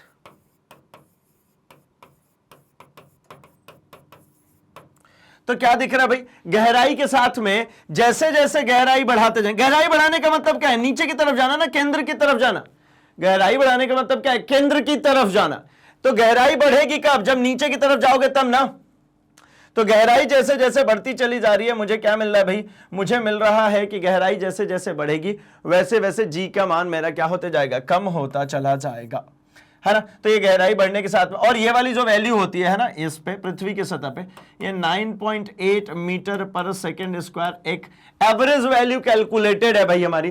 तो सतह पर ये होगी, जो कि ग्रेजुअली जब आप बढ़ना शुरू हो जाएंगे किधर की तरफ, ग्रेजुअली जब आप बढ़ना शुरू हो जाएंगे और ज्यादा हाइट अगर आप बढ़ाते जाएंगे तो आपको क्या प्राप्त होगा, तो आपको प्राप्त होगा कि भैया हाइट बढ़ रही है, इधर में क्या हो रही है, हाइट कम हो रही है, इधर में हाइट बढ़ रही है। गहराई बढ़ने का मतलब क्या होता है भैया, इधर हाइट, ठीक है। अब अगर इधर साइड में बढ़े चले जा रहे हैं तो आपको क्या देखने को मिल रहा है कि भैया वो जो हमारा एक सरल रेखीय तरीके से जो चेंज हो रहा था, जैसे सतह पर हमारे सरल रेखीय तरीके से जो चेंज होती है, वो अगर ज्यादा डेप्थ हम बढ़ते चले जाते हैं तो ग्रेजुअली कम होना शुरू होती है, स्ट्रेट लाइन में ही कम हो रही है। लेकिन जब हम बात करते हैं किस पे भाई, तो मैं बात कर रहा हूं कि अगर आपने ऊंचाई पर बढ़ना शुरू किया, आप क्या करें, इधर आप एक h ऊंचाई पर बढ़ने की कोशिश करें, तो हाइट जैसे जैसे बढ़ाते हैं ये वक्रित रूप से क्या होना शुरू हो जाता है भाई, जी डैश के मान में कमी आना शुरू होता है। यानी गुरुत्वीय त्वरण वक्रीय रूप में क्या होने शुरू हो जाती है, कम होती है, यानी ये स्क्वायर्ड फॉर्म में कम हो रही है, ठीक है ना। चलिए, तो यहां तक की पिक्चर अगर आपको क्लियर है ना, तो मैं आता हूं जरा यहां पर, और इसके बाद हम चर्चा कर लेते हैं कि फाइनल क्लोजिंग स्टेटमेंट क्या है भाई। तो हमने कहा पृथ्वी की सतह के नीचे जाने पर गुरुत्वीय त्वरण का मान कम होने लगता है। और एक और पॉइंट लिख लूं तो मैं यहीं पर लिख सकता हूं कि पृथ्वी की सतह से ऊपर जाने पर भी, पृथ्वी की सतह से ऊपर जाने पर भी जी का मान कम होता है। क्या होने लगता है, जी का मान हाइट बढ़ाएंगे तब भी कम होता है और डेप्थ बढ़ाएंगे तब भी कम हो रहा है। चलिए, ये रहा हमारा गहराई के साथ में ये जो हम अभी कर्व बना रहे थे, और ये रहा जब हम पृथ्वी से दूरी बढ़ाते चले जाएंगे और पृथ्वी की सतह पर जब हम आ जाएंगे तो भैया यहां से देखने से ऐसा ही प्रतीत होता है कि मतलब पृथ्वी की सतह पर जैसे जैसे बढ़ते चले जाओगे जी का मान बढ़ रहा है भाई, केंद्र पर है, केंद्र पर, केंद्र से ऊपर जाएंगे तो क्या होगा, जी का मान क्या होगा, बढ़ेगा। इसका उल्टा, ऊपर सतह पर है और केंद्र की तरफ बढ़ रहा है तो जी का मान क्या दिख रहा है, घट रहा है। और ठीक इसी के विपरीत क्या है भैया, तो इधर में जब हाइट बढ़ाना शुरू करते हैं, आप क्या करना शुरू करते हैं, जब हम हाइट बढ़ाना शुरू करते हैं तो हाइट बढ़ाएंगे तब भी हमारे जी के मान में कमी देखने को मिलती है। मतलब मैं कह रहा हूं कि अतः पृथ्वी के केंद्र पर गुरुत्वीय त्वरण का मान शून्य होता है। स्पष्ट है कि वस्तु का भार mg भी कैसा होगा, पृथ्वी की सतह पर शून्य होगा। अभी हम लोगों ने इस बात की भी डिस्कशन कर ली। चलिए, एक सवाल आ गया भाई, क्या है, पृथ्वी की सतह से 8 किलोमीटर की गहराई पर जी का मान क्या होगा। पृथ्वी की त्रिज्या गिवन है और पृथ्वी की सतह पर जी का मान गिवन है। तो देखिए ना, यहां पर लिखते हैं, यहां पर सतह से 8 किलोमीटर की गहराई दिया गया है। क्या दिया गया है भैया, तो हमको पहले तो गिवन है गहराई, मतलब मुझे h गिवन है कितना भैया, 8 किलोमीटर। g का मान क्या होगा पूछ रहे हैं, मतलब हमसे g डैश पूछा जा रहा है, ठीक है। मैंने से पृथ्वी की त्रिज्या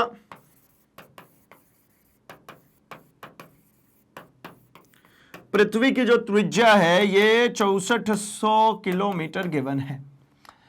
पृथ्वी की सतह पर जी का मान,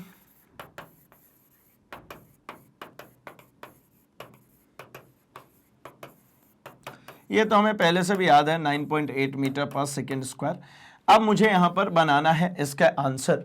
तो मैं कहता हूं आपसे कि यहां पर सीधे सिंपली अगर मैं लिखता हूं कि भैया जी डैश अपॉन जी, तो ये मुझे मिला था 1 माइनस एच अपॉन में आर। कितना? 1 माइनस एच अपॉन में आर। अच्छा, तो यहां पर मेरे को जी डैश अपॉन जी की वैल्यू 1 माइनस एच की जगह पे कितना है भैया? हाइट कितना, कितने डेप्थ में उतर गए हैं? तो हम 8 किलोमीटर उतर चुके हैं। और आर कितना दिया है भैया? तो 6400। तो रख दीजिए 6400। ये हो गया 8 से 8 बार में 64, मतलब 800। अच्छा, तो ये कितना मिलेगा? 800, है ना। ये इधर अगर मैं कहता हूं तो ये हो गया 800 माइनस 1, मतलब 799 बटा में 800। ये मिल जाएगा मुझे जी डैश की वैल्यू। ठीक है, जी डैश की वैल्यू जी 799 अपॉन 800, है ना। 9.8 इंटू 799 अपॉन 800 सॉल्व कर लेते इसको, तो 9.79 मीटर पर सेकेंड स्क्वायर आ जाएगी इसकी वैल्यू। मतलब जो जी डैश आई है उसको अगर आप ध्यानपूर्वक देखेंगे तो ये 9.8 मीटर पर सेकेंड स्क्वायर था, वो कितना बचा? 9.79 बचा। मतलब जो है जी का मान क्या हो गया? कम हो गया। अब 8 किलोमीटर 6400 किलोमीटर के कंपैरिजन में तो छोटा ही है ना, तो इसके जी के मान में वेरिएशन कम देखने को मिल रहा है। मतलब मुझे ये जो फाइनली जो रिजल्ट मिला है, इसको अगर मैं साथ में लिखता हूं, जी डैश कितना है भैया? 9.79, और जी कितना है? तो 9.8 मीटर पर सेकेंड स्क्वायर, मीटर पर सेकेंड स्क्वायर। ठीक है, चलिए, तो यहां पे हमें कुछ बातें क्लियर हो जाती हैं, है ना। और क्या बातें क्लियर होती हैं भाई? कि यहां पर हमारे साथ में ये क्लियर हो जाता है कि जो स्मॉल जी है ना, वो नीचे गहराई के साथ में जाने पर भी क्या हो रहा है? कम हो रहा है। हाइट के साथ में तो कम हो ही रहा था, गहराई के साथ में भी इसका मान जो है वो कम होते जा रहा है। ठीक है, चलिए, अगर मैं आगे की तरफ बढ़ता हूं तो मेरे पास एक सवाल है कि भाई भूमध्य रेखा पर जी का मान ज्ञात करना है। यदि इनका ध्रुवों पर मान, है ना, 9.8 मीटर पर सेकेंड स्क्वायर हो और आर की वैल्यू जो गिवन है 6.4 इंटू 10⁶, मतलब वही 64,000 किलोमीटर, ये हमारे पास में गिवन है। तो इसको कैलकुलेट करने के लिए, ये फॉर्म को कैलकुलेट करने के लिए हमें थोड़ी सी मेहनत करनी पड़ेगी, हमें थोड़ी सी बात करनी होगी इसकी। किसकी भाई? तो हमें बात करनी होगी अक्षांश के साथ में जी के मान में परिवर्तन की। ठीक है, तो इसके परिवर्तन की बात करने से पूर्व में एक और छोटी सी बात मैं करके आता हूं, फिर उसके बाद हम इन दोनों बातों को जल्दी जल्दी से कंप्लीट कर लेंगे। तो मैं कहता हूं कि अगर मैं आपसे बात करूं, जो वेरिएशन की बात हो रही है हाइट और उसके साथ में, तो देखिए जी मतलब गुरुत्वीय त्वरण,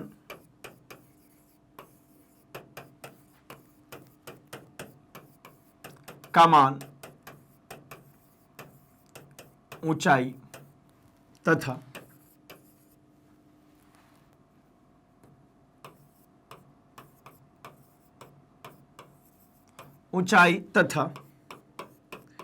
गहराई के साथ कम होता है। क्या होते जाता है भैया? कम होते जाता है। और कितना क्या कम होता है? तो हमें एक पॉइंट क्लियर है कि देखिए, जी का मान ऊंचाई के साथ, तो ऊंचाई के साथ जी का जो मान था वो था भाई हमारा 1 प्लस, ठीक है ना, 1 प्लस 2h अपॉन में आर। ठीक है, और जबकि जी का मान गहराई के साथ में अगर हमने बात करी तो ये था 1 plus H, sorry minus H upon R, है ना। वो 1 माइनस 2h अपॉन आर था और ये क्या था? 1 माइनस एच अपॉन आर था।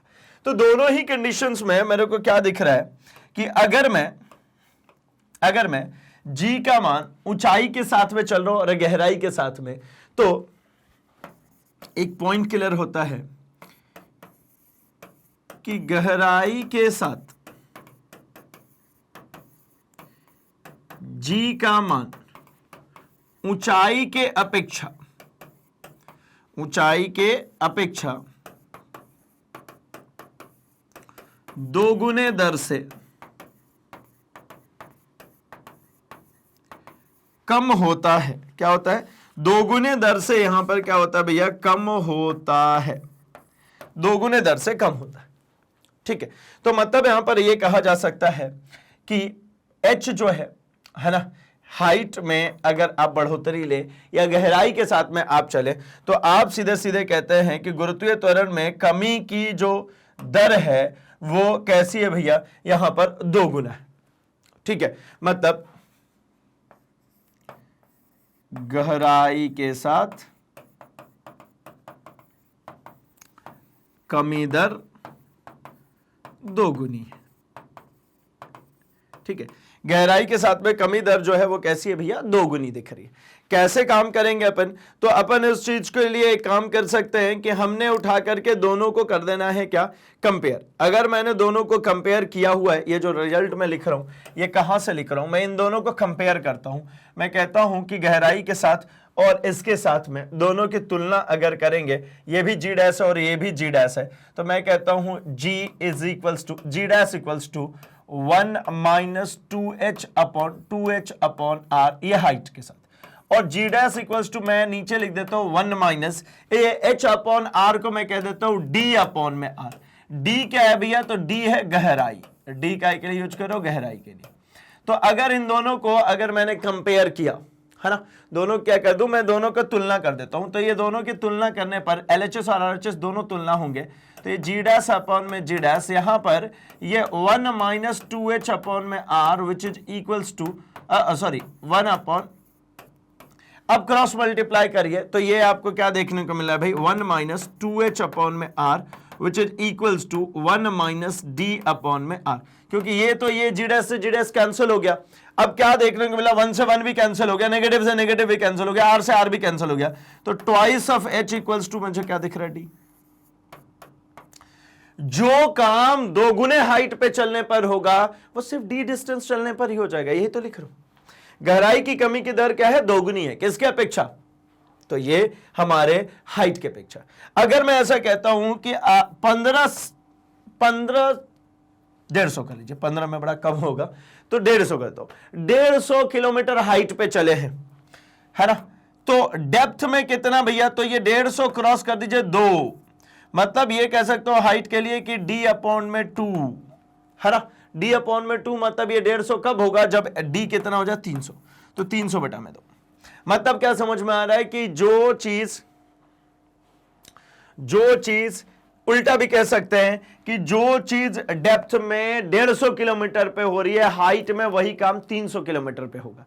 या ये कहिए कि जो चीज 300 किलोमीटर में हो पा रही है हाइट पे, वही 150 पे हो जाएगा। मतलब या तो कहिए इसका ये आधा, या फिर इसको कहिए इसका दोगुना, खत्म। या तो ये रिलेशन कह सकते हो, या फिर आप ये कह सकते हो ना भाई कि h इक्वल्स टू क्या हो गया? d अपॉन में 2। ठीक है, तो अभी यहां से एक पिक्चर क्लियर होती है कि भैया हाइट में बढ़ोतरी हो या डेप्थ में, दोनों ही जगहों पर हमारे जो है वो जी के मान में कमी आ रही है। और कमी होने की दर क्या है? तो हाइट में जो भी दर है उसका दोगुना है डेप्थ में दर। ठीक है, तो चलिए अब आगे की तरफ बढ़ते हैं और हम जरा डिस्कस करना प्रारंभ करते हैं इन बातों को। क्या क्या कह रहे हैं भाई? तो हमसे कह रहे हैं, सबसे पहला तो हमने कहा कि जी का मान हाइट के साथ, जी का मान डेप्थ के साथ, और तीसरी हमने जी में वेरिएशन कही थी कि अक्षांश के साथ जी के मान में भी परिवर्तन होता है। अक्षांश के साथ में भी जी के मान में परिवर्तन होता है। अब अक्षांश क्या होता है? तो अक्षांश देखिए, पृथ्वी उत्तरी ध्रुव एवं दक्षिणी ध्रुव से गुजरने वाले अक्ष को, है ना, पश्चिम से पूर्व की ओर गति करती है, इस अक्ष को ध्रुवीय अक्ष कहते हैं। पृथ्वी के घूर्णन अक्ष के लंबवत तथा पृथ्वी के केंद्र से गुजरने वाले तल को भूमध्य रेखीय तल कहते हैं। ये देखिए ना, ये हमारी पृथ्वी, ये यहां पे क्या होगा भाई? ऊपर ध्रुव, ये यहां पर क्या है? ये जो ये वाला जो हिस्सा है ये क्या? अरे भैया मीटो नहीं, ये वाला जो हिस्सा इसको क्या कहेंगे, इसको कहेंगे ध्रुव। ये कौन सी ध्रुव है भाई, ऊपर है मतलब ये उत्तरी ध्रुव है, और ये नीचे साइड में यहां पर जो मिलेगा ये क्या कहलाएगी, दक्षिणी ध्रुव। ठीक है, तो इन दोनों से, उत्तरी ध्रुव दक्षिणी ध्रुव से गुजरने वाला जो होता है उसको हम क्या कहते हैं भाई, अक्ष कहते हैं, है ना, ध्रुवीय अक्ष कहते हैं। ये क्या कहलाएगी, एक लाइन यहां से यहां तक जो पास होगी इसको हम क्या कहेंगे, इसको हम कहते हैं ध्रुवीय अक्ष। ठीक है, पोलर एक्सिस कहते हैं इसको, क्या कहते हैं भाई, ये जो लाइन जा रही है ना इसको हम कहते हैं पोलर एक्सिस। और इसको क्या कहते हैं, ये दोनों तरफ से अगर बीचों बीच से अगर काटता है, मतलब घूर्णन अक्ष के लंबवत पृथ्वी के केंद्र से गुजरने वाली, घूर्णन अक्ष में तो जिसके परितः घूम रहे हैं, ये इससे लंबवत गुजरने वाली जो ये है इसको हम कहते हैं इक्वेटर। क्या कहते हैं भैया इसको, इक्वेटर। इसको हम कहते हैं अक्षांश, या इसको हम कहते हैं अक्ष। इसको हम क्या कहते हैं, इसको हम कहते हैं अक्ष, और इसको हम कहते हैं ध्रुव। ठीक है, तो मैं कहता हूं इसके लंबवत गुजरने वाली, केंद्र से गुजरने वाली तल के भूमध्य रेखीय तल कहते हैं, है ना। इसको अक्ष जो इक्वेटर जो कह रहे हैं इसको भूमध्य रेखा भी कहते हैं, भूमध्य रेखा भी कहते हैं, जो ये बीचों बीच से होकर के जा रही है। अब इसके बाद क्या होता है, तो पृथ्वी की सतह पर स्थित किसी भी बिंदु, है ना, किसी बिंदु को पृथ्वी के केंद्र से मिलाने वाली रेखा और भूमध्य रेखीय तल से जो कोण बनती है उसी को कहते हैं हम उसका क्या, अक्षांश। देखिए मैंने यहां पर एक पॉइंट कंसीडर कर ली, चलिए एक पॉइंट पृथ्वी की किसी सतह पर कहीं पर भी यहां पर एक पॉइंट कंसीडर कर लो। चलो अब ये पॉइंट से यहां पर एक, ये हो गया क्या हमारा भैया, ये हो गया हमारा भूमध्य तल, भूमध्य रेखा, और ये हमारा पी पॉइंट है। इस पी पॉइंट पर ये जो एंगल बनेगा इसको हम कहते हैं अल्फा, अल्फा लैम्डा, है ना। जुबान और हाथ एक दूसरे के साथ नहीं दे रहे भैया, इसको कहते हैं क्या, अल्फा। अल्फा कौन होता है, तो इस पी पॉइंट से जो लाइन ऑफ ज्वाइनिंग होगी किसकी, हमारे पृथ्वी के केंद्र की, और जो हमारा भूमध्य रेखा होगा, इनके बीच का जो एंगल होता है उसी को हम कहते हैं लैम्डा भाई, लैम्डा, है ना। इसको क्या कहते हैं, लैम्डा। स्पष्ट है कि भूमध्य रेखीय स्थान पर लैम्डा जो है वो कैसा होगा, 0, तथा ध्रुवों पर कैसा होगा, 90। अच्छा, यहां पर अगर पॉइंट यहां पर है तो यहां पर इस लाइन को ज्वाइन करने वाला एंगल कितना होगा, यहां पर लैम्डा की वैल्यू कितनी होगी, 0, और यहां पर लैम्डा की वैल्यू कितनी होगी, यहां से अगर इस पे अगर एंगल आप बनाते हो तो ये कितने डिग्री बन रही है, 90। मतलब अगर आप यहां पर होते हैं तो इसके लिए लैम्डा का मान जो है वो 90 डिग्री है, जबकि यहां पर अगर पॉइंट हो, कहां पर भाई, अगर आप भूमध्य रेखीय तल में हैं तो आपके अल्फा का मान 0 है। लेकिन अगर आप यहां पर हैं, कहां पर भैया, आप ध्रुव पर है, तो ध्रुव के साथ में तो ये हमेशा ही कैसा बनाएगी, 90 डिग्री का एंगल बना करके चलती है।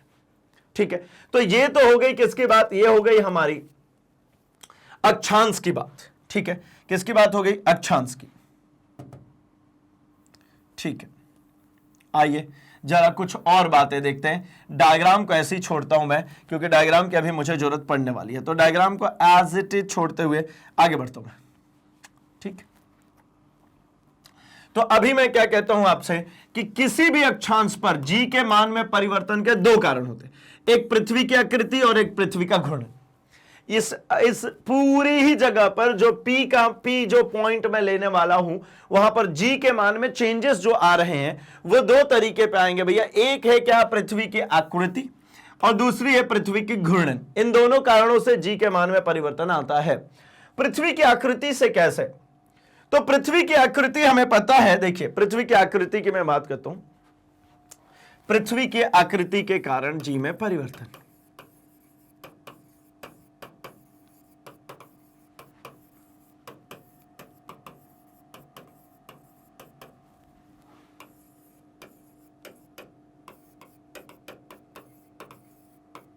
ठीक है, इसके कारण परिवर्तन।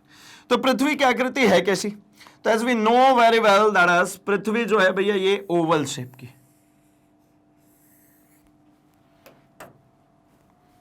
इधर बनाता हूं मैं बीचों बीच थोड़ा सा ओवल। अब इसमें मुझे पता है कि इसके यहां से अगर एक लाइन ये ड्रॉ करता हूं तो ये क्या है भैया, ये पोलर एक्सिस है, और ये कहलाती है हमारी इक्वेटर। ठीक है, ये किसी देश का झंडा हो गया है। तो चलो तो देखते हैं भैया, मुझे दो बातें क्लियर हो रही हैं यहां पर कि ये जो कहलाता है ये क्या है भाई, ये है हमारा उत्तरी ध्रुव। ये कौन है हमारा उत्तरी ध्रुव।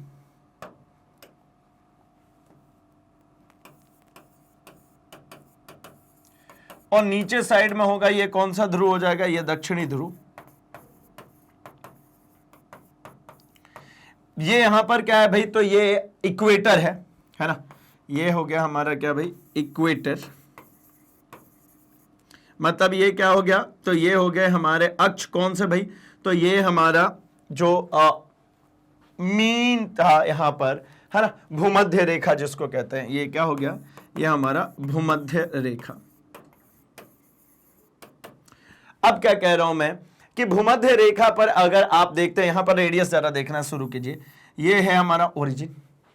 ओरिजिन से अगर आपने ये वाली रेडियस देखी तो मैं इसको कहता हूं आर ई, और ये जो रेडियस यहां से यहां तक दिख रहा है मैं इसको कहता हूं आर पी। ठीक है, क्या है, एक तरफ आर ई और एक तरफ दिख रहा है आपको आर पी। ये है आर पी, है ना। तो क्या देखने को मिल रहा है, तो यहां पे अगर ध्यानपूर्वक देखेंगे तो मुझे देखने को मिल रहा है R E is greater than R P.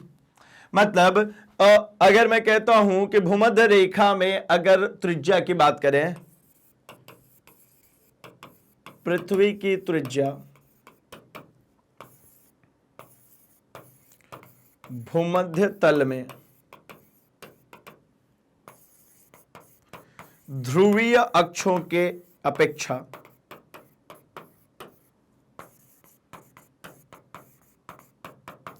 ज्यादा होती है। मतलब क्या समझ में है, ये जो ध्रुवीय अक्ष है इसके कंपैरिजन में ये जो है ये क्या है, ये ज्यादा है। मतलब R E is greater than R P, ये जो आर पी है उससे ज्यादा है कौन, आर ई। तो जब आर ई ज्यादा है और मुझे ये रिलेशन पता है कि भैया क्या G इज इक्वल्स टू होता है G M upon R square. तो जी ई इक्वल्स टू इसको ऐसा लिख देता हूं, और जी पी इक्वल्स टू मैं लिख देता हूं G M upon R P का स्क्वायर। तो आपको पता है जिसकी डिनोमिनेटर, जिसका अपॉन में जो वैल्यू नीचे वाली जो वैल्यू है वो छोटी होगी, तो ये जी एम तो बराबर ही है ना। ये जी और एम, जी गुरुत्वाकर्षण नियतांक है और एम जो है वो मास ऑफ अर्थ है, वो चेंज नहीं होने वाली। मतलब पोल पे रेडियस कम है तो जीपी का मान ज्यादा हो जाएगा। इक्वेटर पे यहां पर रेडियस ज्यादा है तो जीएम को अगर डिवाइड करेंगे, ज्यादा बड़े नंबर से जीएम को डिवाइड करेंगे तो जी कैसा आएगा, छोटा आएगा। तो मैं ऐसा कह सकता हूं कि ये जो जीई है, ठीक है ना, वो कैसा भैया, छोटा है, और जो जीपी है वो ज्यादा है। मतलब तो भैया ये जीपी ज्यादा है जीई से, यानी गुरुत्वीय त्वरण ध्रुव पर, पूरा लिख देता हूं,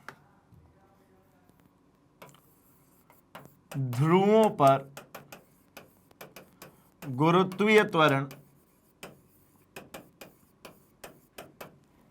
का मान अक्षों से ज्यादा होता है। एक और पॉइंट मैं लिखूं तो मैं तो ऐसा कहता हूं, यहां से इधर चलेंगे तो जी का मान बढ़ेगा, यहां से इधर भी चलेंगे तो जी का मान बढ़ेगा, यहां से इधर भी चलेंगे तो जी का मान बढ़ेगा, यहां से इधर भी चलेंगे तो जी का मान बढ़ेगा। अर्थात ऐसा कहा जा सकता है कि इक्वेटर से ध्रुव की तरफ जाने पर, इक्वेटर से ध्रुव की तरफ जाने पर, इक्वेटर से ध्रुव की तरफ जाने पर जी का मान बढ़ता है। तो मैं यहां पर सीधे लिख देता हूं, भूमध्य रेखीय तल से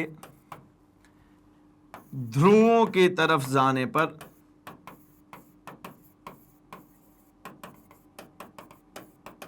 क्या होता है भाई, जी का मान मतलब गुरुत्वीय त्वरण का मान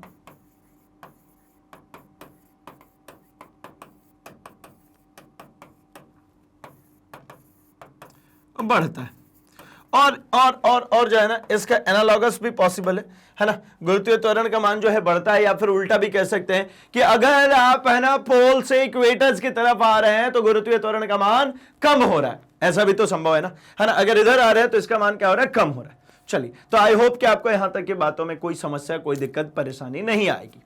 ठीक है भैया, अगर यहां तक की पिक्चर क्लियर है तो थोड़ा सा और आगे बढ़ते हैं, है ना, थोड़ा सा और आप करते हैं एंड हम आते हैं जरा यहां पर। ये अगली लाइन कह रहा था कि पृथ्वी के घूर्णन की बात कर रहे थे। पृथ्वी के घूर्णन से क्या तात्पर्य है, चलिए थोड़ी सी बात मैं इसको भी समझाता हूं। तो पृथ्वी के घूर्णन से कैसे जी का मान चेंज होगा, तो देखिए ना,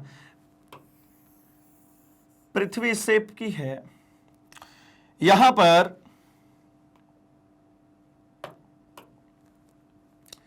अक्ष तो बनाना ही पड़ेगा।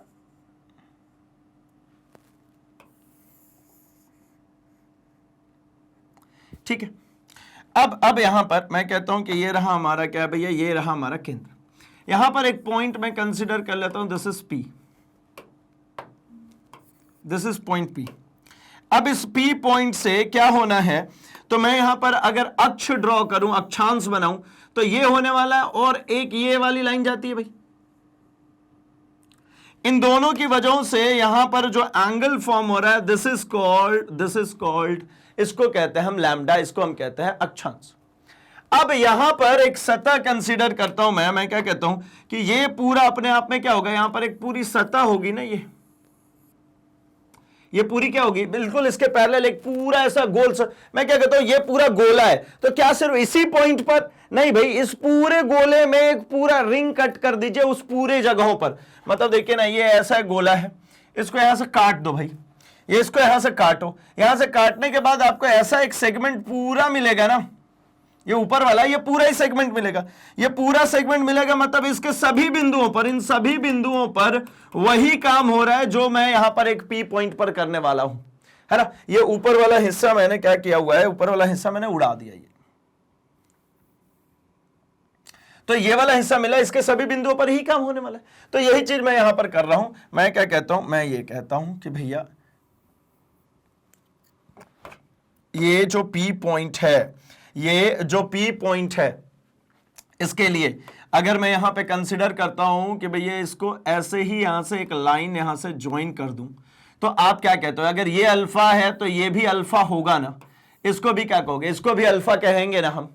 अगर मैं इसको भी अल्फा कहता हूं तो अब मैं कहता हूं कि इसी अक्ष के परितः ये क्या कर रहा है, घूम रहा है। तो मैं कहता हूं ओमेगा कोणीय वेग से ये घूम रहा होगा।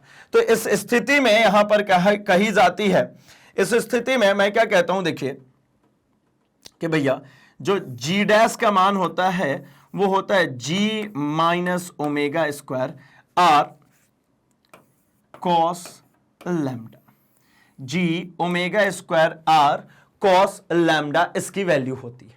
ठीक है, अब यहां पर G minus omega square R cos lambda में ये जो लाइन है, ये वाली लाइन, ये वाली जो लाइन जो जुड़ रही है, यही है भाई हमारी कौन सी, तो ये हमारी आर कॉस लैम्डा। ये वाली लाइन क्या है, आर कॉस लैम्डा। और ओमेगा क्या है भैया, तो इसका कोणीय वेग है जिससे कि इसको क्या करना है, घूमना है। ठीक है, तो अगर ये दो बातें समझ में आती है तो यहां पर देखिए ना, मैं यहीं से कैलकुलेट करके देता हूं आपको जी डैश का मान। मैं कहता हूं सबसे पहला केस है ना, फर्स्ट केस में मैं कहता हूं कि मैं कहां पर हूं, मैं हूं बिल्कुल अक्ष पोल पे, ध्रुव पर। पी बिंदु ध्रुव पर हो, तब अगर ये P बिंदु ध्रुव पर है, यहां बिल्कुल पोल पे, तो जब P बिंदु पोल पर होगा तो थीटा का मान, सॉरी लैम्डा का मान कितना होगा भैया, 90 डिग्री। कोण का मान यहां पे अगर ये यहां पर हुआ, अरे भाई तो सभी मिट गया। ठीक है, ये अगर यहां पर हुआ तो ये एंगल का मान कितना होगा, 90 डिग्री, 90 डिग्री है ना। तो मैं कहता हूं कि इस केस में लैम्डा का मान जो आएगा वो कितना आ गया भैया, तो ये आ गया 90 डिग्री। अगर ये 90 डिग्री आ गया, अतः यहां पर कहा जा सकता है क्या, जी डैश कितना होगा, जो जी डैश का मान होगा वो कितना होगा, तो G dash equal to G minus omega square R cos, ये कितना हो जाएगा भाई, तो cos 90 degree, and cos 90 degree की जो वैल्यू होती है वो होती है 0। तो cos 90 डिग्री की वैल्यू अगर 0 हो गई तो g डैश किसके बराबर हो गया भैया, g के बराबर हो गया, क्योंकि ये वाली पूरी टर्म क्या होने वाली है, 0। तो g डैश अगर g के बराबर हो गया, इसका मतलब आप कह सकते हो कि ये क्या है भाई, अधिकतम गुरुत्वीय त्वरण। तो क्या चीज क्लियर हुई भाई, कि जैसे जैसे मैं ये यहां से, है ना, यहां से मैं ऊपर की तरफ बढ़ना शुरू होऊंगा, मतलब पोल की तरफ बढ़ना शुरू करूंगा, जी के मान में क्या होना शुरू हो जाएगी, बढ़ोतरी होनी शुरू हो जाएगी, जो अभी पीछे भी हमने डिस्कस किया, अब मैथमेटिकली डिस्कस कर रहे हैं। तो जी के मान में जो बढ़ोतरी हो रही है वो इसी रेशियो से होती जाएगी कि G minus omega square R cos lambda. ठीक है, तो यहां पर जी का मान देखिए, पोल पर जी का मान अधिकतम है। दूसरी स्थिति देखिए, सेकेंड केस। सेकेंड केस में मैं कहता हूं कि हमारे पास में, है ना, P कहां पर हो, P बिंदु अक्ष पर हो, इक्वेटर पर हो। इक्वेटर मतलब भूमध्य तल में हो। अगर ये भूमध्य तल में है तो इस समय लैम्डा का मान कितना आएगा, 0 डिग्री। अगर आप यहीं पर रहोगे तो यहां पर लैम्डा का मान कितना है, 0 डिग्री भाई, है ना, क्योंकि लैम्डा किसके किसके बीच में है, तो ये जो भूमध्य रेखा है, भूमध्य रेखा जो है, और line joining of point P, जिस बिंदु पर आपको निकालना है वो और भूमध्य रेखा के बीच में बनने वाला कोण होता है भैया अक्षांश। तो यहां पर अक्षांश का मान कितना है, 0 डिग्री। अक्षांश का मान 0 हो गया, तो अब बताइए ना जी डैश का मान क्या लिखेंगे, तो ये लिखेंगे g minus omega square R cos 0 degree. और मैं यहीं कहीं लिख देता हूं कॉस 0 डिग्री का मान होता भैया 1। अगर कॉस 0 डिग्री का मान हो गया 1, तो इसका मतलब है कि जी डैश का जो मान आने वाला है वो है g minus omega square R. ये कैसा मान हुआ भैया, तो ये न्यूनतम है। ये कैसा मान है, न्यूनतम गुरुत्वीय त्वरण। ये कैसा है, न्यूनतम गुरुत्वीय त्वरण। यानी जब आप यहां पर आ जाओगे, जब आप आ गए कहां, भूमध्य रेखा पर, मतलब आप आ गए कहां, इक्वेटर पर, तो यहां पर जैसे ही आप आओगे गुरुत्वीय त्वरण का मान जो हो जाएगा वो कम हो जाएगा। कारण समझिए, कॉस का जो मैक्सिमम वैल्यू होती है वो 1 होती है, और कॉस मिनिमम कहां होता है, 90 डिग्री पे। किसी चीज को कम करना है तो मिनिमम से मिनिमम कम कीजिए। तो मिनिमम कम किया कितना, 0, तो मैंने कहा जी का मान अधिकतम हो गया। और यहां मैक्सिमम कम कर रहे हैं, मैक्सिमम, अधिकतम कम, तो अधिकतम कम कर दिया तो जी का मान क्या रह गया, कम हो गया ना भाई, न्यूनतम बचा।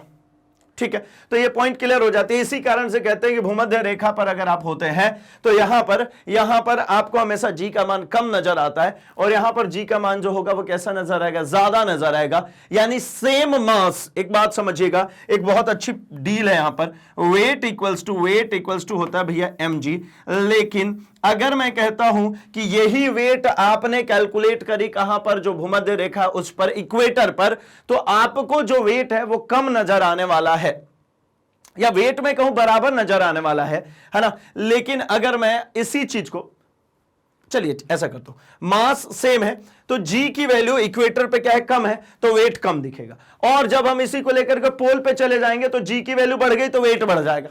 तो मतलब भैया ऐसा है कि सुनो, आपको अगर वेट कम करना है तो पोल पे मत रहो ना भैया, आ जाओ इक्वेटर पे, हो गया ना वेट कम, काहे का जिम जाना यार, और प्रोटीन पाउडर खा के खूब सारा जिम क्यों जाना वेट गेन करने के लिए, चल देते हैं ना अपन कहां पे, पोल पे। तो पोल पे जाएंगे, जी का मान बढ़ गया, हो गई बात खत्म। वो कहते हैं ना भैया कि क्या है, जी का मतलब वेट कम ज्यादा करने की जरूरत नहीं है ना। अगर इसी तरीके से हम चले जाते हैं कहां, मून पे, तो मून पे ये जी का मान 1/6 हो जाता है। तो फिर क्या कहते हैं भाई कि अगर हम 60 किलो के हैं या फिर हम 120 किलो के हैं तो भैया हम क्या है, हम गलत गोले पर हैं, है ना। वेट कम करने की जरूरत नहीं है, गोला बदल दो, वेट वैसे ही बदल जा रहा है हमारा। तो भैया यहां पर पिक्चर क्लियर हो जाती है। और एक और बात आपको ध्यान में दिलाऊं, तो मैं कहता हूं कि अगर मुझे सोना खरीदना होगा तो क्या हुआ, एक बार एक दोस्त ने कहा कि भैया एक काम कर यार, मेरे लिए ना कुछ सोना खरीद लाना। और वो दोस्त रहता है कहां पर, वो दोस्त रहता है पोल पे। तो ये पोल पे कुछ सोना खरीदा, है ना। उसने क्या किया, कुछ सोना यहां पर पोल पर यहां पर कुछ सोना खरीद लिया। अब सोना खरीदा और इक्वेटर पे ले आकर के अपने दोस्त को दिया। तो जब पोल पर सोना खरीदा, इक्वेटर पे ला करके दिया, बेचारा बड़ा ईमानदार था यार, पूरा सोना ला करके दिया, लेकिन इक्वेटर पे जैसे ही लाएगा, एक बात समझिए क्या होगा भाई, जी का जो मान है ये क्या हो जाएगा, तो जी का मान घट जाएगा। मास कांस्टेंट है, वेट जो है आप देखिए ना डायरेक्टली प्रोपोर्शनल है किसके, जी के, तो जी इक्वेटर पे क्या हो गया, कम हो गया, तो वेट भी इक्वेटर पे क्या हो जाएगा, कम हो जाएगा। तो भैया ये जिस दोस्त से मंगाया था इक्वेटर पे सोना, पोल पर से वो सोना खरीद के लाया, बेचारा सेम मास लेकर के आया था, उसने कोई गुनाह नहीं की थी, कोई गलती नहीं की थी, लेकिन यहां पर वेट क्या हो गया, कम निकल गया।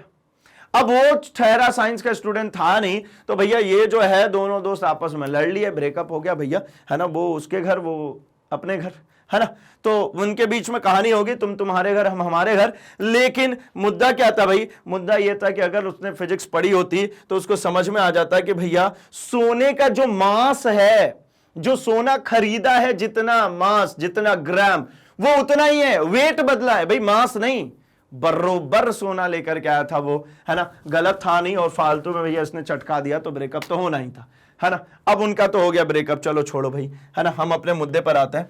और मुद्दा क्या था, तो मुद्दा ये था कि जी में वेरिएशन मिलेगा, कहां कहां, हाइट के साथ, डेप्थ के साथ, एंड पृथ्वी की आकृति और पृथ्वी के घूर्णन, सभी के जरिए। तो जब घूर्णन की बात चली रही है तो मैं कहता हूं यहीं पर आ जाओ और एक छोटी सी बात कर लें।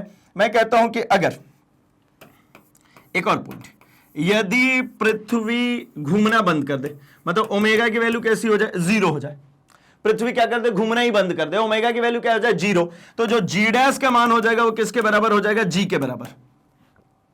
पृथ्वी, यदि पृथ्वी स्थिर हो जाए, विराम में हो, अर्थात पृथ्वी घूमना बंद कर दी, विराम में हो गई, यानी ओमेगा की वैल्यू कैसी आ गई, जीरो। ओमेगा की अगर वैल्यू जीरो आ गई तो जी डैश की वैल्यू कैसी आ जाएगी, जी आएगी ना, आएगी ना भाई, है ना। ये देखिए ना, G dash G minus omega square R, ठीक है, ये क्या था, मैं पूरा ही लिख देता हूं, G dash is equals to G minus omega square R, omega square R cos lambda. अब ये ओमेगा की ही वैल्यू को आपने कर रखी है भैया जीरो, तो जब इसी को जीरो कर दिया तो जी डैश किसके बराबर हो गया, जी के बराबर। अर्थात ऐसा कहूंगा मैं, अर्थात जी का मान पृथ्वी पर सभी बिंदुओं पर समान हो जाएगा। कैसा हो जाएगा, सभी बिंदुओं पर समान हो जाएगा, हर जगह सेम चलेगा जी का मान। पृथ्वी पर कहीं भी जाइए, किधर भी जाइए, सब जगह जी का मान सेम होगा, ठीक है ना। ये घूर्णन की वजह से एक फैक्टर और है। तो तीन चीजें घूर्णन में भी हमने बात कर ली भाई, क्या क्या तीन चीजें घूर्णन में बात कर ली हमने। घूर्णन की स्थितियों में हमने बात करी कि भैया अगर आप पोल पे होगे तो 90 डिग्री होगा, वहां पर जी का मान अधिकतम। अगर आप इक्वेटर पर होगे तो फिर वहां पर लैम्डा की वैल्यू होगी 0 डिग्री, मतलब वहां पर कॉस का मान अधिकतम होगा, यानी जी का मान जो होने वाला है वो न्यूनतम। और जब आप कह रहे हैं कि पृथ्वी घूमना ही बंद कर दे तो ओमेगा की वैल्यू 0 हो गई, ओमेगा की वैल्यू 0 हो गई, यानी पृथ्वी पर समरूप हो गया, हर जगह जी का मान जो आने वाला है वो कांस्टेंट आने वाला, सेम आने वाला। अब बारी आती है किसकी भैया, तो उस सवाल की जो सवाल हमसे पूछा गया था, क्या कि भूमध्य रेखा का मान ज्ञात कीजिए यदि ध्रुवों पर इसका मान 9.8 मीटर पर सेकेंड स्क्वायर है ना। जी के मान की बात चल रही है भाई, ठीक है, तो इसमें हम काम कर लेते हैं, हम कहते हैं कि जी यहां पर गिवन है 9.81 मीटर पर सेकेंड स्क्वायर, आर जैसा कि हमें पता था 64,000 किलोमीटर, मतलब 6.4 इंटू 10 टू द पावर ये 6 मीटर हो जाएगा भाई, है ना, ठीक है। अब क्या करूं, है ना, भूमध्य, ठीक है, ये आ चुका, तो मैं कहता हूं जो जी डैश होता है ना, ये G minus omega square R cos lambda होता है। हमें भूमध्य रेखा पर इसका मान ज्ञात करना है, तो जी का मान तो 9.8 रखिए, माइनस ओमेगा के मान को रखूं मैं, ओमेगा कितना होता है भाई, कोणीय वेग है ओमेगा, तो विस्थापन बटा में क्या होगा, समय, ठीक है ना। तो ये विस्थापन बटा में मतलब कोणीय विस्थापन बटा में समय, मतलब अगर कोणीय विस्थापन की बात करूं तो कितना हो जाएगा 2 पाई। समय की बात करूं तो 24 घंटे में एक बार हमारी पृथ्वी घूमती है, 24 गुणे 60 मिनट इंटू 60 सेकेंड, तो सेकेंड्स में कन्वर्ट हो गया। मतलब ये हो गया 2 इंटू 3.14। पाई की वैल्यू रख ले तो 24 गुणे 60 का स्क्वायर, आर की value 6.4 into 10 to the power 6, ठीक है, इंटू कॉस अल्फा की हम बात करते हैं तो कॉस अल्फा भैया जब इक्वेटर पे आ गए तो सॉरी लैम्डा यार, ये अल्फा अल्फा बार बार आ रहा है। लैम्डा की वैल्यू कितनी है 0 डिग्री, तो कॉस 0 डिग्री की वैल्यू कितनी होगी 1, तो इंटू क्या कर दूं, इंटू में कर देता हूं 1, ठीक है। अब इसको फर्दर मैं क्या कर लेता हूं सॉल्व, जब मैं फर्दर इसको सॉल्व करूंगा तो मुझे मिलने वाला है 9.81 माइनस 0.0337, ठीक है, 0.0337। जब फाइनली इसको सॉल्व करेंगे तो आपको मिल जाएगा 9.776 मीटर पर सेकेंड स्क्वायर। ये आ गया जी डैश की वैल्यू। अब देखिए जी डैश की वैल्यू 9.77, मतलब भूमध्य रेखा। आपको क्या देखा भाई, आपने देखा कि ध्रुव पर जी जो था वो 9.8 मीटर पर सेकेंड स्क्वायर था, और भूमध्य रेखा पर जब अपन आ गए, भूमध्य रेखा पर जब अपन आ गए तो भूमध्य रेखा पर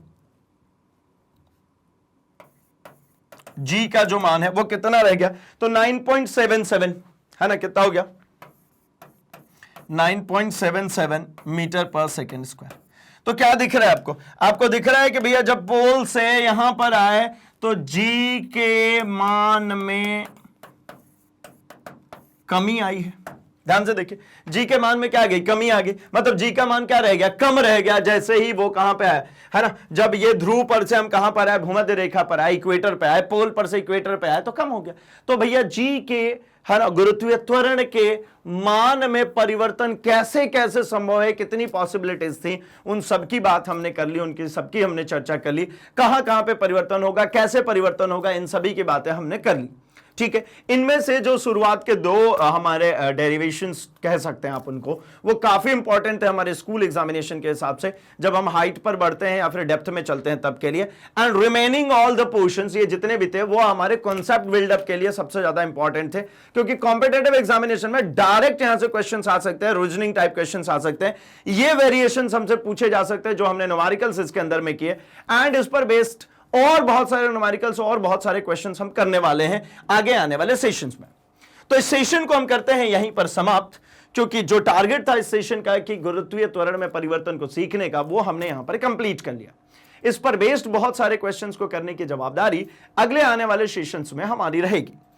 तो भाई जैसा कि मैग्नेट ब्रेन्स हमेशा हमेशा से कमिटेड है एक हाई क्वालिटी एजुकेशन प्रोवाइड करने के लिए, तो हम ऑलवेज एक हाई क्वालिटी एजुकेशन लेकर के आते हैं, एंड ये सारे ही कोर्सेज हम डील करते हैं आपके साथ में, that is free of cost. मतलब आप सीबीएसई इंग्लिश मीडियम से हो, सीबीएसई हिंदी मीडियम से हो, या फिर यूपी या बिहार बोर्ड से, तो एक्सक्लूसिवली आपको प्लेलिस्ट मिलता है, या फिर आप किसी भी स्टेट बोर्ड से हो, आपके सभी स्टेट बोर्ड में एनसीईआरटी चलती है, एंड उसके अकॉर्डिंगली हमारा पूरा कोर्स कंटेंट डिजाइन है। साथ ही साथ अगर आप चाहते हैं पीडीएफ बुक्स, ई बुक्स, तो आप नीचे सिंपली दिए गए लिंक को फॉलो कीजिए एंड चेकआउट कर लीजिए अपने बुक्स एंड ई बुक्स को भी। साथ ही साथ आप जिस तरीके से हमसे कनेक्टेड है हमारे YouTube चैनल पे, ऐसे ही हमसे जुड़ सकते हैं हमारे social media platform, that is Facebook, Instagram, Twitter, Telegram पर भी, जहां पर आपके कोई सजेशंस, कोई सुझाव हो वो हम तक पहुंचा सकते हैं, एंड हमारी तरफ से कोई नई इंफॉर्मेशन आती है वो फटाफट आप तक पहुंच सकती है। तो वीडियो को लाइक कर दीजिए, चैनल को सब्सक्राइब एंड इसे अपने दोस्तों में शेयर करना ना भूले भाई, क्योंकि मैग्नेट ब्रेन्स हिंदी लेकर के आते हैं क्वालिटी एजुकेशन एक्सपीरियंस टीचर्स के साथ, वो भी फ्री ऑफ कॉस्ट। तो बने रहिए हमारे साथ, हम मिल रहे हैं अपने अगले सेशन में कुछ और धमाकेदार वीडियोस के साथ। तब तक के लिए थैंक्स फॉर वॉचिंग।